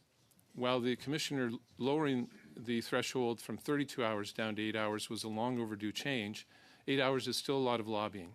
A government lawyer told the RCMP some years ago that violations of any lobbying time threshold, like the current 8 hours, will never be prosecuted. Secret lobbying about the enforcement of a law or regulation or for a tax credit is allowed. Secret lobbying by business employees and executives for a government contract is allowed. Secret lobbying of political party officials is allowed, even though they can easily pass on the lobbyist's demand to the party leader. Only oral prearranged communications that lobbyists initiate are required to be disclosed. But who is actually doing the communicating is allowed to be kept secret. BC requires disclosure of all communications. Disclosure of the amount spent on lobbying effort is not required to be disclosed, unlike in the U.S. and other countries. Lobbyists are allowed to secretly fundraise, campaign, and do other favors for politicians they are lobbying. The so-called 5-year ban in the Act on lobbying after leaving a public office position only applies to registered lobbyists. No one lobbying in ways that exploit the loopholes I just listed is required to register and disclose their lobbying. As a result, there is no 5-year ban. Federal politicians and officials are allowed to leave office and start lobbying the next day, in secret and unregistered. If someone can exploit a loophole so they are not required to register their lobbying, then the few weak ethics rules in the Lobbyist Code also don't apply to them, and they can do corrupting favors for politicians they are lobbying or will lobby. To stop unethical lobbying, the committee must call for closing the huge unethical lobbying loopholes that the committee, together with the Commissioner, very unfortunately added to the Lobbyist Code 3 years ago. Loopholes that allow lobbyists to secretly fundraise and campaign for party leaders, politicians and parties, and assist them in other ways while lobbying them at the same time or soon afterwards. These loopholes essentially legalize bribery. Finally, I'm going to have to stop you there because we are over 5 minutes. If you need to address any of the other points in the questions that members are asking Mr. Conacher, you can certainly do that. But all committee members have your brief, and it's available to them to look at. Monsieur Hardy, on va commencer avec vous pour... We're going to start with you. You have 6 minutes. Buds in, put them in. Monsieur Hardy, commencez, s'il vous plaît. Merci beaucoup. Merci à vous. Thank you very much. Thank you for being with us today. My first question is for Mr. Conacher. The Commissioner has stated here that if a business is seeking a contract, that is not lobbying. Lobbying is only when they are seeking grants or contributions, and there was an issue with the legislation. But if you are at the head of a business now, and you know a minister, you know somebody who is important, you call them, and you inform them, and you're not in the 8 hours, you're not a salaried lobbyist, is that logical or acceptable that it should not be considered lobbying? No, simply applying through the procurement process, in which all submissions are recorded and shared with everyone who's bidding, that's not lobbying. But if you make any communications outside of that, you should be required to register. And only consultant lobbyists are currently required to register for lobbying for contracts. It should be extended to all organizations. It is one of the big loopholes in the Act. Effectivement, donc ça l'ouvre la porte. Indeed. So this opens the door to a lot of potential problems. And many witnesses have said to us certain things, and I was surprised, and I found it illogical. So if you go get a coffee and the person starts to talk to you about their reality, well, they're giving me information on the reality of a Canadian, but then they would have to register, because one of the suggestions was any lobbying needed to be registered. But if you're a Canadian and you're sharing your reality with a public servant, is this lobbying, or is it just informing an MP on what's going on in their riding? Well, if someone is communicating with you with regard to your decisions, then that's lobbying and it should be registered. The only exception should be if someone signs on to a petition or a letter writing campaign through a website of an interest group, then the interest group should have to register. But the fact that the person just signed on to that letter writing or petition should not be registered. But otherwise, if you leave any loophole open for unpaid lobbying, like this issue of allowing business board members to be considered employees. Well, GRIC wants that because they also want then those people to be allowed to lobby for 32 hours without having to register. And lots of big businesses put former ministers on their boards, and then that minister spends 31 hours of the month on the phone lobbying, and they don't have to register. It never shows up. So that's why GRIC wants that. I wouldn't listen to anything that GRIC had suggested. It was all self-interested to keep business lobbying hidden. J'essaie juste de faire la comparaison parce que je veux vraiment qu'on reste sur le fait de... I would like for us to focus on lobbying, and it's important for members to understand what's happening on the ground. But that said, I would like to make a distinction between speaking to a cafe owner who's explaining the reality to me, and we were told that they should be registered and that would create a burden, versus what we talked about, a business owner who's calling a minister to lobby, but because they haven't met that 8-hour threshold, they don't have to register. And it seems to be clear to me, but I want to be sure. The impact would be more negative for society to let that discussion happen versus asking people to register if they're trying to influence the government. I think that if we look at the disadvantages, it would be problematic if we force everyone to register every discussion. If you want to have that carve-out, which BC has, right, small organizations, unless they are dedicated to advocacy, do not have to register. The one thing I think you have to add to it is, because what we're trying to track are favor trading. So if that small business owner is discussing with you their situation and they've donated to you, fundraised for you, campaigned for you, volunteered, helped you get elected, they should be required to register. Okay, because we need to track that conflict of interest. Are you helping them more than other constituents? Are you giving them more access than other constituents? Even though that's a small business, that needs to be tracked. It's not just about government decisions. It's about what you do in your job and what you spend your time doing as an individual MP. So on veut de la transparence, en fait. We want transparency. Mr. Turnlow,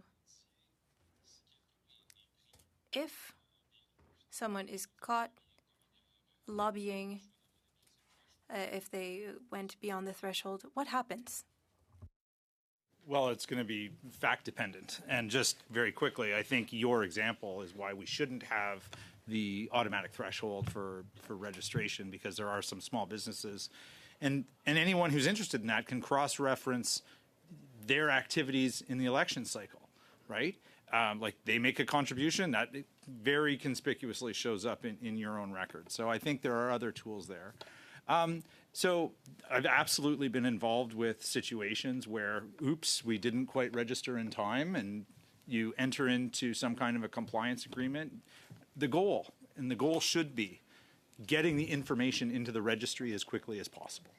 The goal should not be going after whatever the made-up number of people who have transgressed the act in some way, shape, or form. It should be making sure that the information gets into the public domain as quickly as possible. That actually would lead very nicely into the discussion about AMPs, the ticketing type of offenses, and maybe that will help to allay some of the concerns that Mr. Conacher has in that regard. I'm not sure that they will work. Happy to have a more elaborate discussion about that enforcement mechanism, but ultimately, the people that I work with, they come with hat in hand, and they say, we want to get our information into the registry as quickly as we possibly can. Please help us in compliance. Okay, merci, Mr. Hardy. Thank you, Mr. Thank you, Thurlow. Mr. Hardy. Habs lapel pin on your jacket? You see, I like you even more now. Thank you. I was once promised a Habs lapel pin, but I never received it.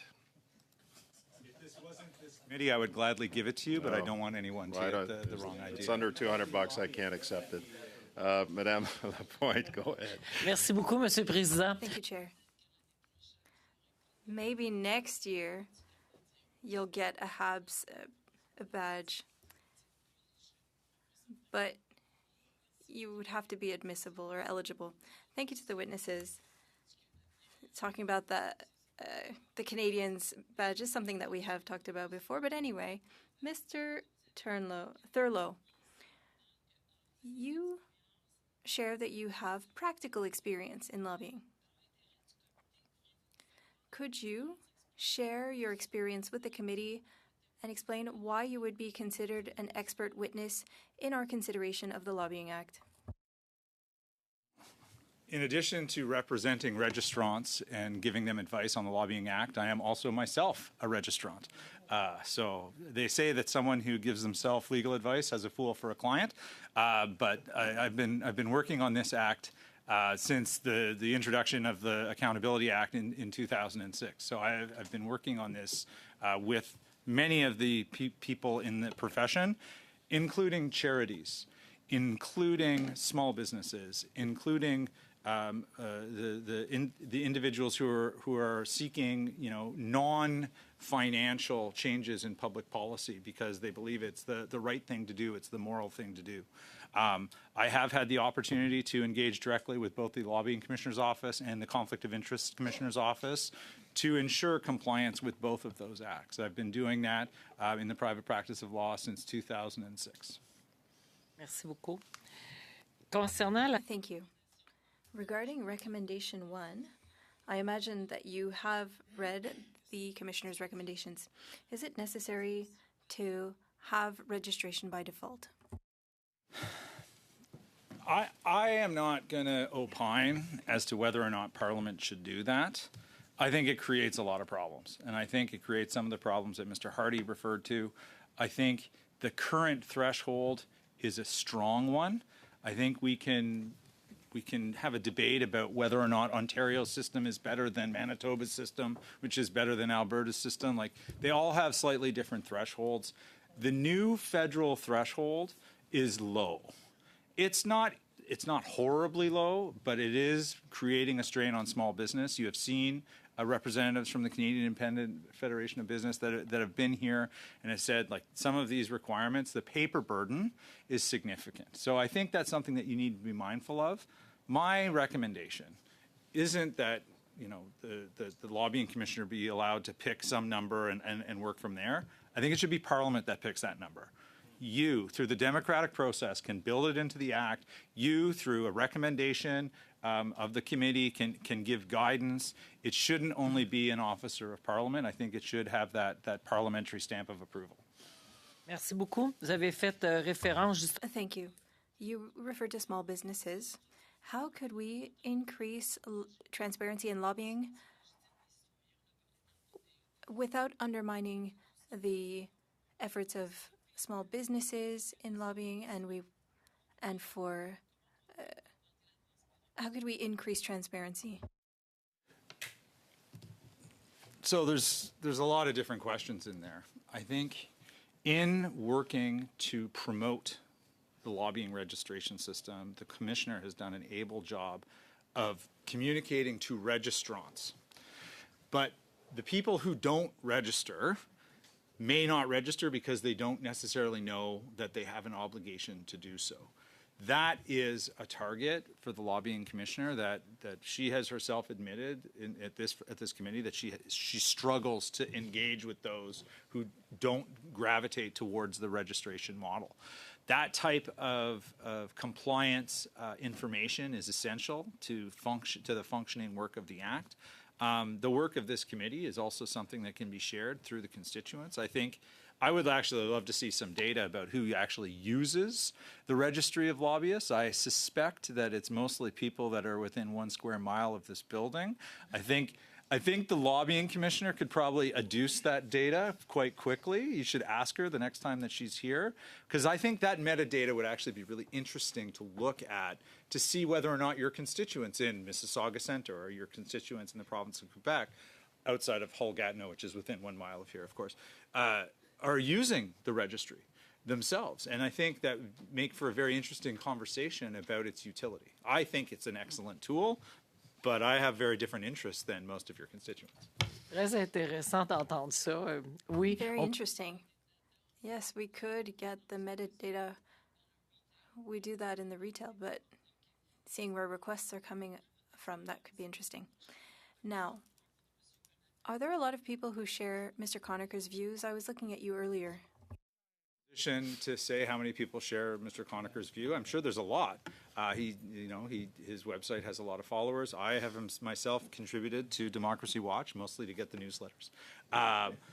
There are certainly lots of people who share those views, but whether or not those views are the most important issues that the constituents that you have are facing on a day-to-day basis, I think that's an aspect for debate. I think if you go door-to-door to campaign, it might not rise up to that level. I think if you knocked on Mr. Conacher's door, it would absolutely be the one that he talks about. I think it's a better question for him. Merci beaucoup. Okay. Thank you. 6 minutes. Mr. Fortin, you have 6 minutes. Thank you, Chair. Thank you to the witnesses for being with us today. Mr. Conacher, we learned that the lobbying commissioner does not have an immunity against legal proceedings. That's surprising. We thought that all agents of Parliament had such an immunity. She might have been forgotten, but I would like to hear your opinion. Should the commissioner have that immunity? C'est plutôt court comme commentaire, je m'attendais. Mais vous êtes d'accord avec ça, mais You agree, okay. Do you know why she does not already have that? A bigger problem is the fact that she's let almost 20,000 lobbyists off the hook for violating the law since 2018. Ouais. Read her annual reports. You'll see it's all in there. It's not made up, as one of the most insulting things I've ever heard someone say to me. You said made up. It's not made up. It's in her annual reports. If you read her annual reports, you'll see she lets off 99.9% of lobbyists she's caught violating the law, almost 20,000 people since 2018. Monsieur Thurlow, vous êtes d'accord avec l'idée que Mr. Thurlow, you agree that the commissioner should benefit from immunity? Yes. The commissioner, Mr. Conacher, the commissioner said that she should have some powers for administrative monetary penalties, suspend licenses, for example, and also have those penalties, as I mentioned. What do you think of that? Should she have those additional powers for the monetary penalties? Officers of Parliament should have those powers, but she needs to not only have the power, but actually be mandated to impose a penalty for every violation, because she could have found those almost 20,000 lobbyists guilty of violating the Lobbyist Code of Conduct and issued a public ruling that would have identified them and named and shamed them. And she didn't in any of those almost 20,000 cases of violations. So if you give her the power to levy administrative monetary penalties, from her record, she won't do it 99.9% of the time. So she should be required to issue a penalty in every single case of a violation. Pourquoi vous pensez qu'elle ne le fera pas si elle n'est pas obligée de le faire? To do that? In order to penalize violations. That's how you'll get more lobbyists registering on time, registering accurately, is have a penalty for not doing so. Right now, there's zero penalty. Again, she could have named and shamed all these, it's actually 19,822 lobbyists, according to her own annual report, have violated the law since 2018. And she could have named and shamed all of them, and she didn't name or shame any of them. So give her the power to fine.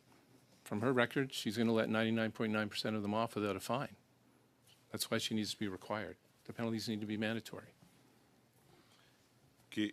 Monsieur Turlot, sur la même question. Mr. Thurlow, on the same question, should she be obligated to impose these monetary penalties, or should she simply have the ability to? Works. And prosecutorial discretion exists to both preserve the resources of the investigator and to ensure that they are not putting too much of a burden on the investigatee. I am not going to offer an opinion as to whether or not they should have the authority to issue AMPs. I will say I'm not sure AMPs work. I still get parking tickets. I know that I could get a parking ticket. I still get them. I really try to avoid them, but from time to time, it happens. I think there needs also to have an understanding of how the triage of priorities works. Okay, so if it is 1 day late, is that different than 2 days late? Is that different than 3 days late? Yes, yes, and yes. And so with the meager resources that the Office of the Commissioner has... M'excuse, je vais vous interrompre parce qu'il me reste I'm environ going to une have minute. to interrupt you because I only have 1 minute left.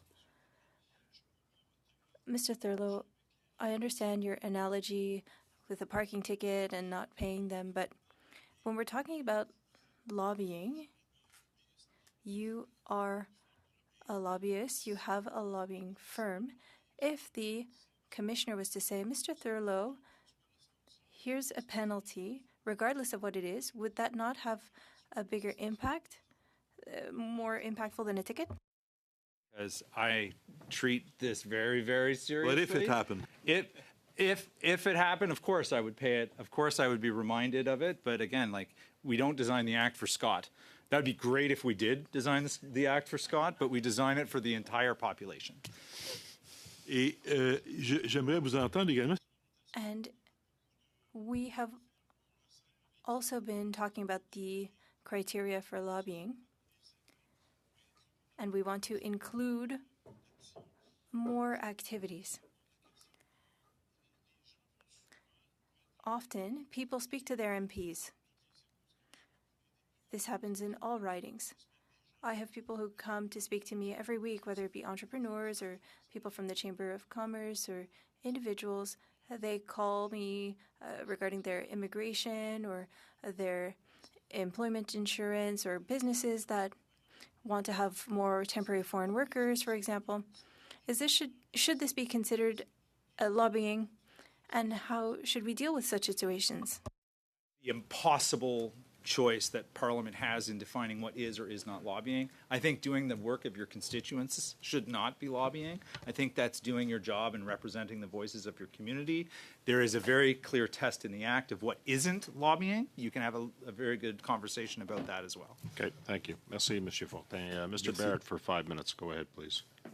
Mr. Conacher, if I give you 60 seconds, my time is limited, can you share with us your methodology for the 19,822 offenses that you pulled from the Commissioner's annual reports, sir? Yeah, it's very easy. She has been doing audits of communications and the accuracy of communications, and she finds certain numbers of those are inaccurate. She also tracks whether registrations are accurate or late, and the numbers are in her annual report for each of those since 2018. So you just add them up. It's inaccurate filings and late filings as listed by the Commissioner in her annual report since 2018. That's right. And Okay. some of them are short time periods, as Mr. Thurlow said, and you could have a sliding scale of, scale of penalties. So 1 day late, very small penalty. Okay. But many of them are 6 months, 5 months, 3 months late. That's Okay. and inaccurate again and again after they try and correct them. Okay, thank you. How do we and should we distinguish between a volunteer board member or representative from a local nonprofit, a staff member at a local municipal agency, a business owner for an independent business, and the vice president of government relations for a large multinational when they're dealing with their member of parliament? The question to both of you in a minute or less, if you could. I'll start with you, Mr. Conacher. Yes, if you want to have a carve-out, I think BC does it right. Small organizations that are not there to advocate have a certain time threshold, and if they are under that, then they're just dealing with problems. But I would add one thing that BC doesn't have, which I mentioned in response to Mr. Hardy's question, which is if they fundraised for you, campaigned for you, assisted you in some way, then they should be required to register, because we need to track those conflicts of interest created by the favors they've done for you. And that's what this whole system is about, is not just transparency, but government integrity. Otherwise, all of those others, because it's organized lobbying, should be required to register. They're not just a volunteer or an individual. Okay, thank you. Mr. Thurlow. So I don't believe that there's such a thing as a volunteer lobbyist. I believe in free speech. I believe in free assembly. I think that having the nexus to paid is something I can prove.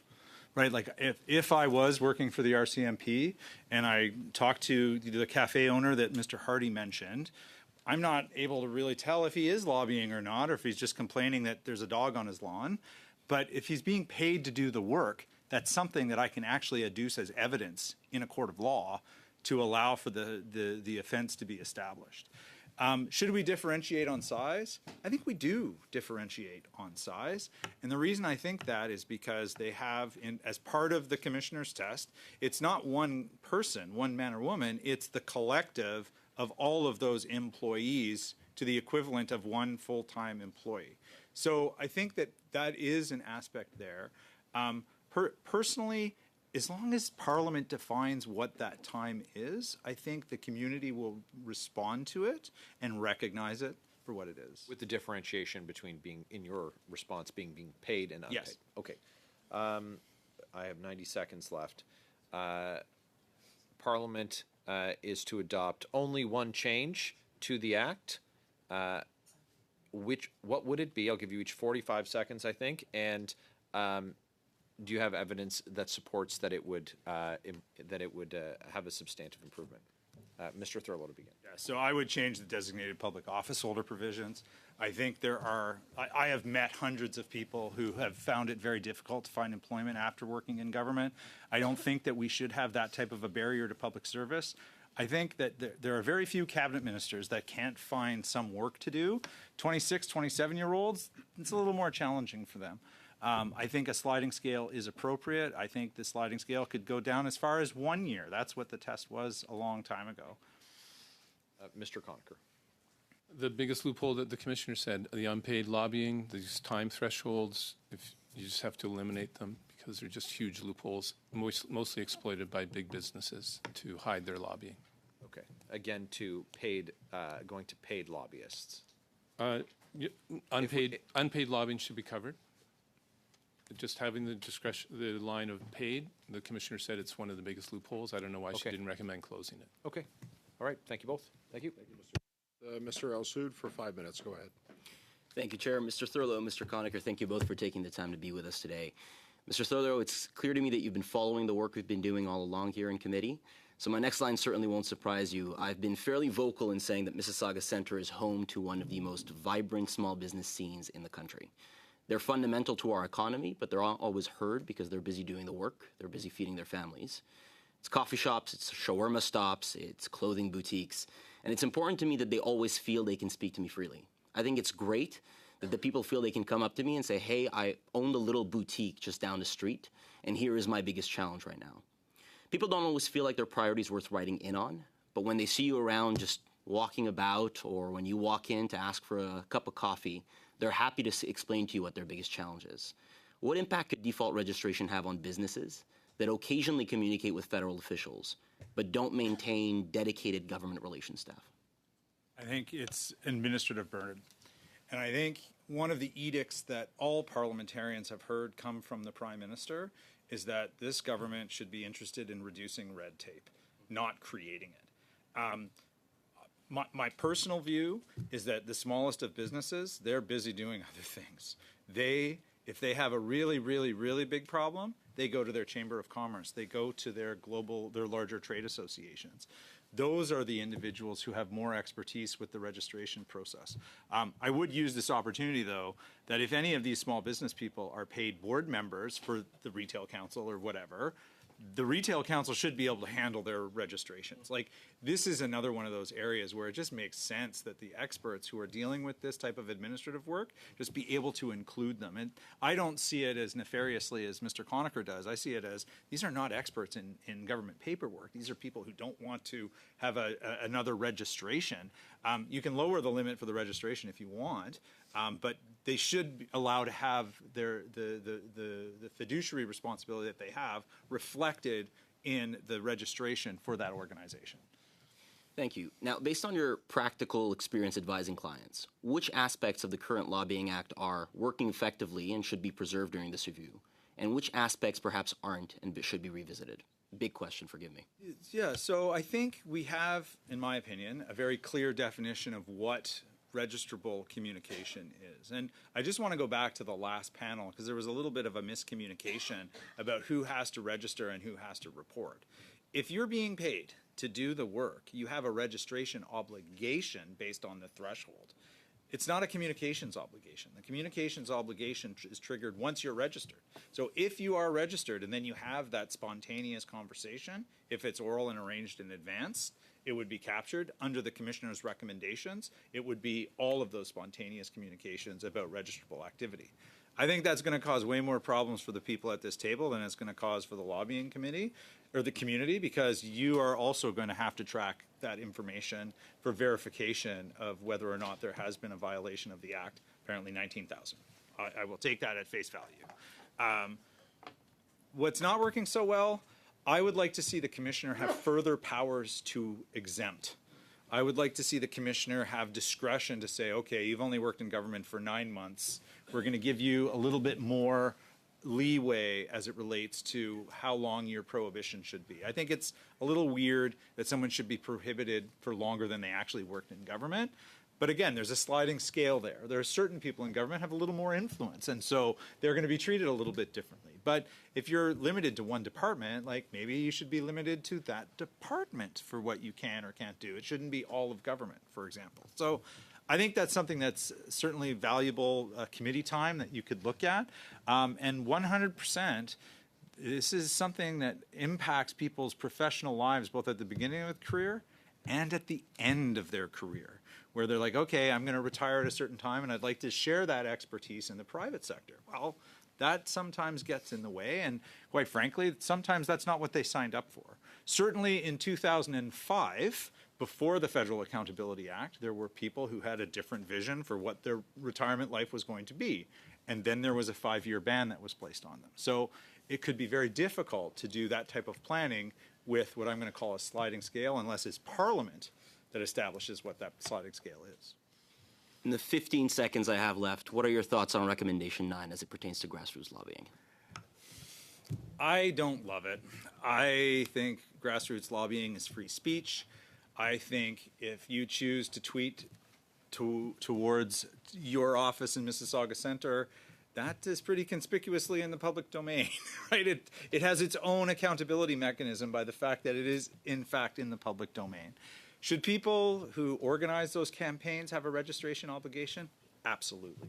But the people who engage in them, I think that's a little bit too close to regulating speech. Okay, thank you, Mr. Thurlow. Mr. Al-Soud, Mr. Fortin, ici, tu veux 5 minutes? Mr. Fortin, if you'd like 5 minutes, you can take 5 minutes. Thank you, Chair. Mr. Thurlow, let's come back to the discussion we were just having regarding the work of MPs.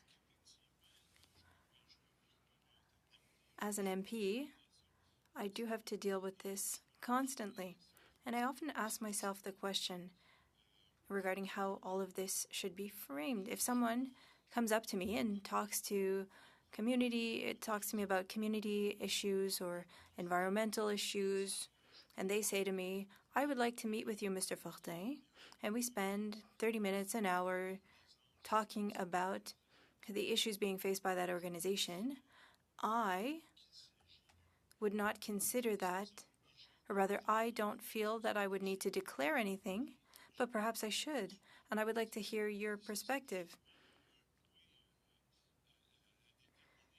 You mentioned that we need to determine that. Where's the limit? The first thing you could do is just ask them. And parliamentarians for 20 years have been saying, are you a registered lobbyist? Yes or no? I would guess that most people would know if they should be a registered lobbyist. If their answer is no, because I'm not being paid to do this, that's kind of the end of the conversation right now, okay? The second point that I would make in response to what you just asked is Parliament did a really good job of articulating some of the things that require registration. The one that could benefit from a little bit more parliamentary decision is what is a change in policy. Depending on where you sit, a change in policy could be very, very broad. A piece of legislation, I can figure out what that is. There's a website that lists all the statutes. If it's about advancing a new piece of legislation, I can figure that out very quickly. But a change in policy, I think, could have a little bit more of definition lumped into it. And then the other thing that could help Parliament is a preambular statement about what lobbying is or isn't. Like to specifically say that the work of a member of Parliament working with his constituents does not constitute lobbying or shouldn't constitute lobbying, I think is something which has no effect at law, but does give guidance to the commissioner to say what the intent of Parliament was. Vous avez commencé en disant la première question. You said that the first question should be whether or not you are paid to be here today. We often meet with people who are full-time employees of organizations. That's the most typical case of lobbying that we are faced with. And so these are people that should be considered lobbyists, and we should declare the meeting. Which I think Parliament should set, absolutely. And this, I think, is one of the reasons why there shouldn't be the registration by default. Like if it's the one person who is having their first conversation with you because it's going to affect their livelihood, you know, like that's not 8 hours, that's not 32 hours, that's not 50 hours in the case of Ontario. It should be up to Parliament to define what that is, and I think it should be a little bit higher. Et cette condition-là de And that condition, whether somebody is paid or not. Are there not situations where someone is not paid, but they're still benefiting from these discussions? And so the criteria of being paid or unpaid is problematic. A lot of personal satisfaction out of it. So should I register the work that I'm doing to influence you? I mean, probably not. What I would say is ultimately it's financial. Finances is not just money. It can also be the increase in property value. It can also be the increase in share value. Like open your mind to what that benefit could be. Monsieur Conacher, sur la même question. Mr. Conacher, on the same question, please. I said the unpaid lobbying loophole has to be closed. It's just allows all sorts of people to, retired business executives who have and been the head of the business for a long time, and now are still doing a favor because they got to know all the cabinet ministers during that time, or top government officials, and so they volunteer to continue lobbying for the business who's paying them a pension. They're not captured right now at all, and so it has to be closed. And if you want to draw a threshold, BC has it right, although again, add in that if the person's a former public office holder or is somebody that has done a favor for you as an MP, campaigning, fundraising, any kind of assistance, then they are required to register so we can track that trading of favors. Merci. Je crois que c'est fini. Thank you. I think my time is up. Thank you, Mr. Fortin. Go ahead for 5, Mr. Cooper.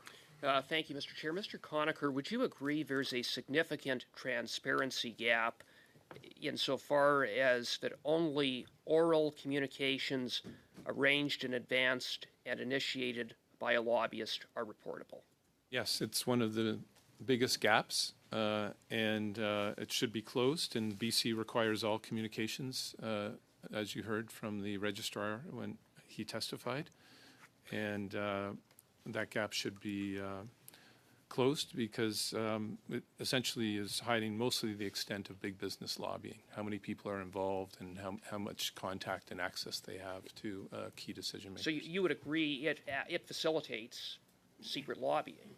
Yes, very much so. And if you don't have to register again because of the time threshold, then you're also allowed to do favors for all those people, fundraise, campaign for them. So it also facilitates unethical lobbying. And it'd be fair to say that this secret lobbying is widespread as a result of this gap and this loophole?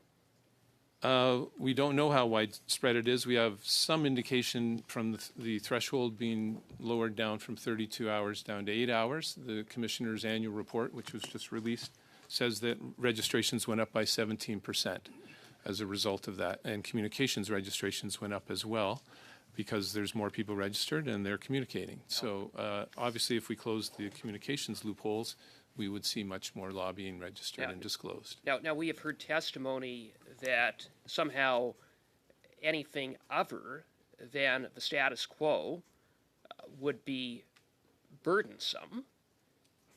It seems to me that what we ought to be looking at is what the nature of the activity is, namely, is it lobbying or is it not lobbying? And if it is lobbying, then it should be reported. Would you agree? Yes, and if you're really concerned about this burden, something systemic could be done, which is reverse the onus and just have all of you and all public office holders register in the registry people who communicate with you with regard to your decisions. That would take the burden off of all lobbyists, put it into the government. But the Commissioner has testified that there isn't really any burden. I agree. I've done the registration. It doesn't take long. The updates don't take long. I have lots of other things to do. Demarc only has a couple of staff people. I have a ton of things to do, but it's something that takes almost no time at all to keep updated. Well, it just seems perfectly reasonable to me that if you're involved in a matter of policy and you take it upon yourself to lobby a public office holder, you didn't initiate the meeting in advance, but you stopped them at the airport or at a reception, then it should be very easy to understand that that's lobbying and therefore it should be reported. Yes, every loophole is that allows for secret lobbying also then therefore allows for unethical lobbying because you don't have to comply with the code. And as a result, that's all a recipe for corruption, waste of the public's money, and private interests being protected and the public interest being violated. And you referenced British Columbia. How has it worked in British Columbia over the past few years? Has it been overly burdensome? No. The registrar testified here and said that this measure, with again the carve-out that they have, which I would modify somewhat for the smallest organizations that don't really do ongoing advocacy, is fine. It's just really the way it should be done. Again, if you want to take the burden off, then switch to the reporting of the communications being done by public office holders. Balance my time to Mr. Hardy. Monsieur Thurlow, tantôt vous avez dit, c'est simple. Mr. Thurlow, earlier you said if there was a mistake, it'll be clear, take it to court, and we can debate the issue then and prove that lobbying was done improperly. But in the last 10 years, there was SNC Lavalin, Arrive Can, We Charity. How many people went to court? And the legislation applied, and we were able to prove what you said. On any of those examples. Domaine, là, vous avez dû entendre quelqu'un dans But le you domaine. must have heard in the last 10 years that somebody was lobbying and they went to prison, or there was a significant fine or something. No? Where someone was charged was actually, I think there was a prison sentence that was imposed on that particular example. I'm not going to name them here because I don't think that's appropriate. I think you guys can figure it out all on your own who it was. So the system can work. I'm not going to pretend that there aren't ways that we can improve how the law is enforced. I think the commissioner herself has said that is a challenge that she has from a resources perspective. If that is what Parliament wants to do, it should be Parliament that says that they want that. Okay, thank you. Merci, Monsieur Hardy. Mr. Chang, 5 minutes. Go ahead. Thank you, Chair. Mr. Sterl, I'm from BC, and in your brief, you raised concerns about expanding Commissioner's power, enforcement power, particularly with respect to administrative monetary penalties. Could you explain those concerns and what lessons, if any, our Parliament should take from the BC experience? So thank you very much for the question. I'm fascinated by British Columbia. And the reason I'm fascinated by British Columbia is, I mean, first of all, you don't get as much snow in Vancouver, so that's good. But, like, they have the AMPS authority, and it's used sporadically. But if we would, assume the same issues and complications that happen under the federal rules happen in British Columbia, they should have way more AMPs issued. There aren't very many AMPs that have been issued. So they also have suspended the use of AMPs temporarily. So that's another interesting question that you might want to ask the commissioner about there.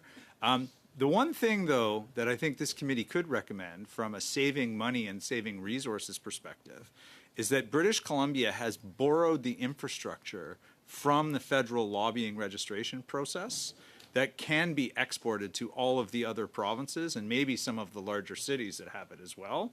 That kind of sharing could reduce burden and actually create expertise as opposed to all of the different systems. Quebec is very difficult, but just by way of example, it's a very different system. Some are a little bit easier. Some are a little more burdensome. So that's something I think that from an infrastructure, intellectual property could be shared with all of the provinces to have that kind of one window approach. And certainly it works for our taxes. Like, why couldn't it work for this too? And that's it. Like, I think if you interviewed all the commissioners of lobbying, like, they spend a lot of money maintaining their registries. Maybe that's something that we could do to reduce costs. Thank you very much. And do you agree with the statement that Canada's lobbying regime is full of loopholes or secret lobbying?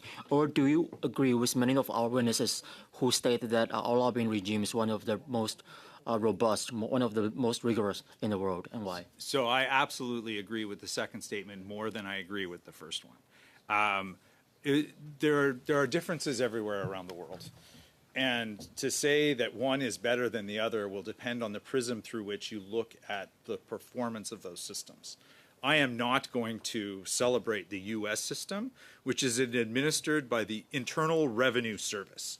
That is the last person that you want administering the lobbying registration rules in Canada, I think. I also think that there's quite a bit of skepticism about whether or not they have similar problems, if not worse problems, in the United States about the interplay between lobbyists and political actors. Part of that is because of their contribution rules, which is a problem that we don't have in the same way. So I believe that we have the best system that I have seen. Can it be improved? Absolutely, it can be improved, but I don't think we should be making some of the more fundamental changes that have been recommended. Thank you. And why do you believe the lobbyist code of conduct should remain focused specifically on the activities of registrants as they communicate with public office holders? It's called the Lobbying Act. It's not called the Democratic Freedom Act. I think the lobbying code of conduct should be about what you are doing as you are communicating, as you are lobbying. Okay? The first version of the Code of Conduct had, please tell the truth. Please don't share secret information. Please ensure that you are communicating with your various different clients. Don't lobby for both apples and bananas, right? You can only lobby for one. You can't have interests that are different from one another, though I find both delicious. The new approach to retroactively looking at different activities, which then places limitations on what you can do as a lobbyist, I think is beyond the purview of the Lobbying Act. I think that we should be focused on the registration, ensuring that it's transparent, and the activities on a going forward basis, not what I used to do a long time ago. And I guess my final question for you is, from an administrative law perspective, what principles should the Parliament consider when assessing proposals to expand powers of the Commissioner of Lobbying? Well, I mean, the very first administrative law principle that we have to ensure is a duty of fairness. Okay, and so to have new obligations placed on someone without the ability to have them freely and fairly debated in the House of Parliament, I think, is going to be a little bit of a problem. I would also like to ensure that if there is a violation, there's no judge, jury, executioner situation that happens, which is one of the main criticisms of AMPS. Okay, that the person who finds the violation can then issue the fine that's associated with it. I think Mr. Conacher is actually right when he says that sometimes that handoff to the enforcement agencies doesn't happen the way that it should. I can't explain why that is, but for the exact same token, I can't explain why the RCMP themselves, the law enforcement agency, don't choose to pursue some of these matters. I think part of the issue there is prosecutorial discretion, and they are determining what is or is not something that's worthy of their time. Okay, thank you, Mr. Thurlow and Mr. Chang. I want to thank both of you for being here today as part of this study on the review of the lobbying legislation. Like other witnesses, if you have some other information that you'd like to provide to the committee, I know Mr. Conacher, you've already indicated that you will be supplying a brief to the committee, so we look forward to that. I made a mistake earlier. I said your opening statement was the brief. It is not. I understand that. And I have no other business for the committee. Thursday, we'll have the Finance Minister and the Ethics Commissioner here on the Alto situation. This meeting is adjourned.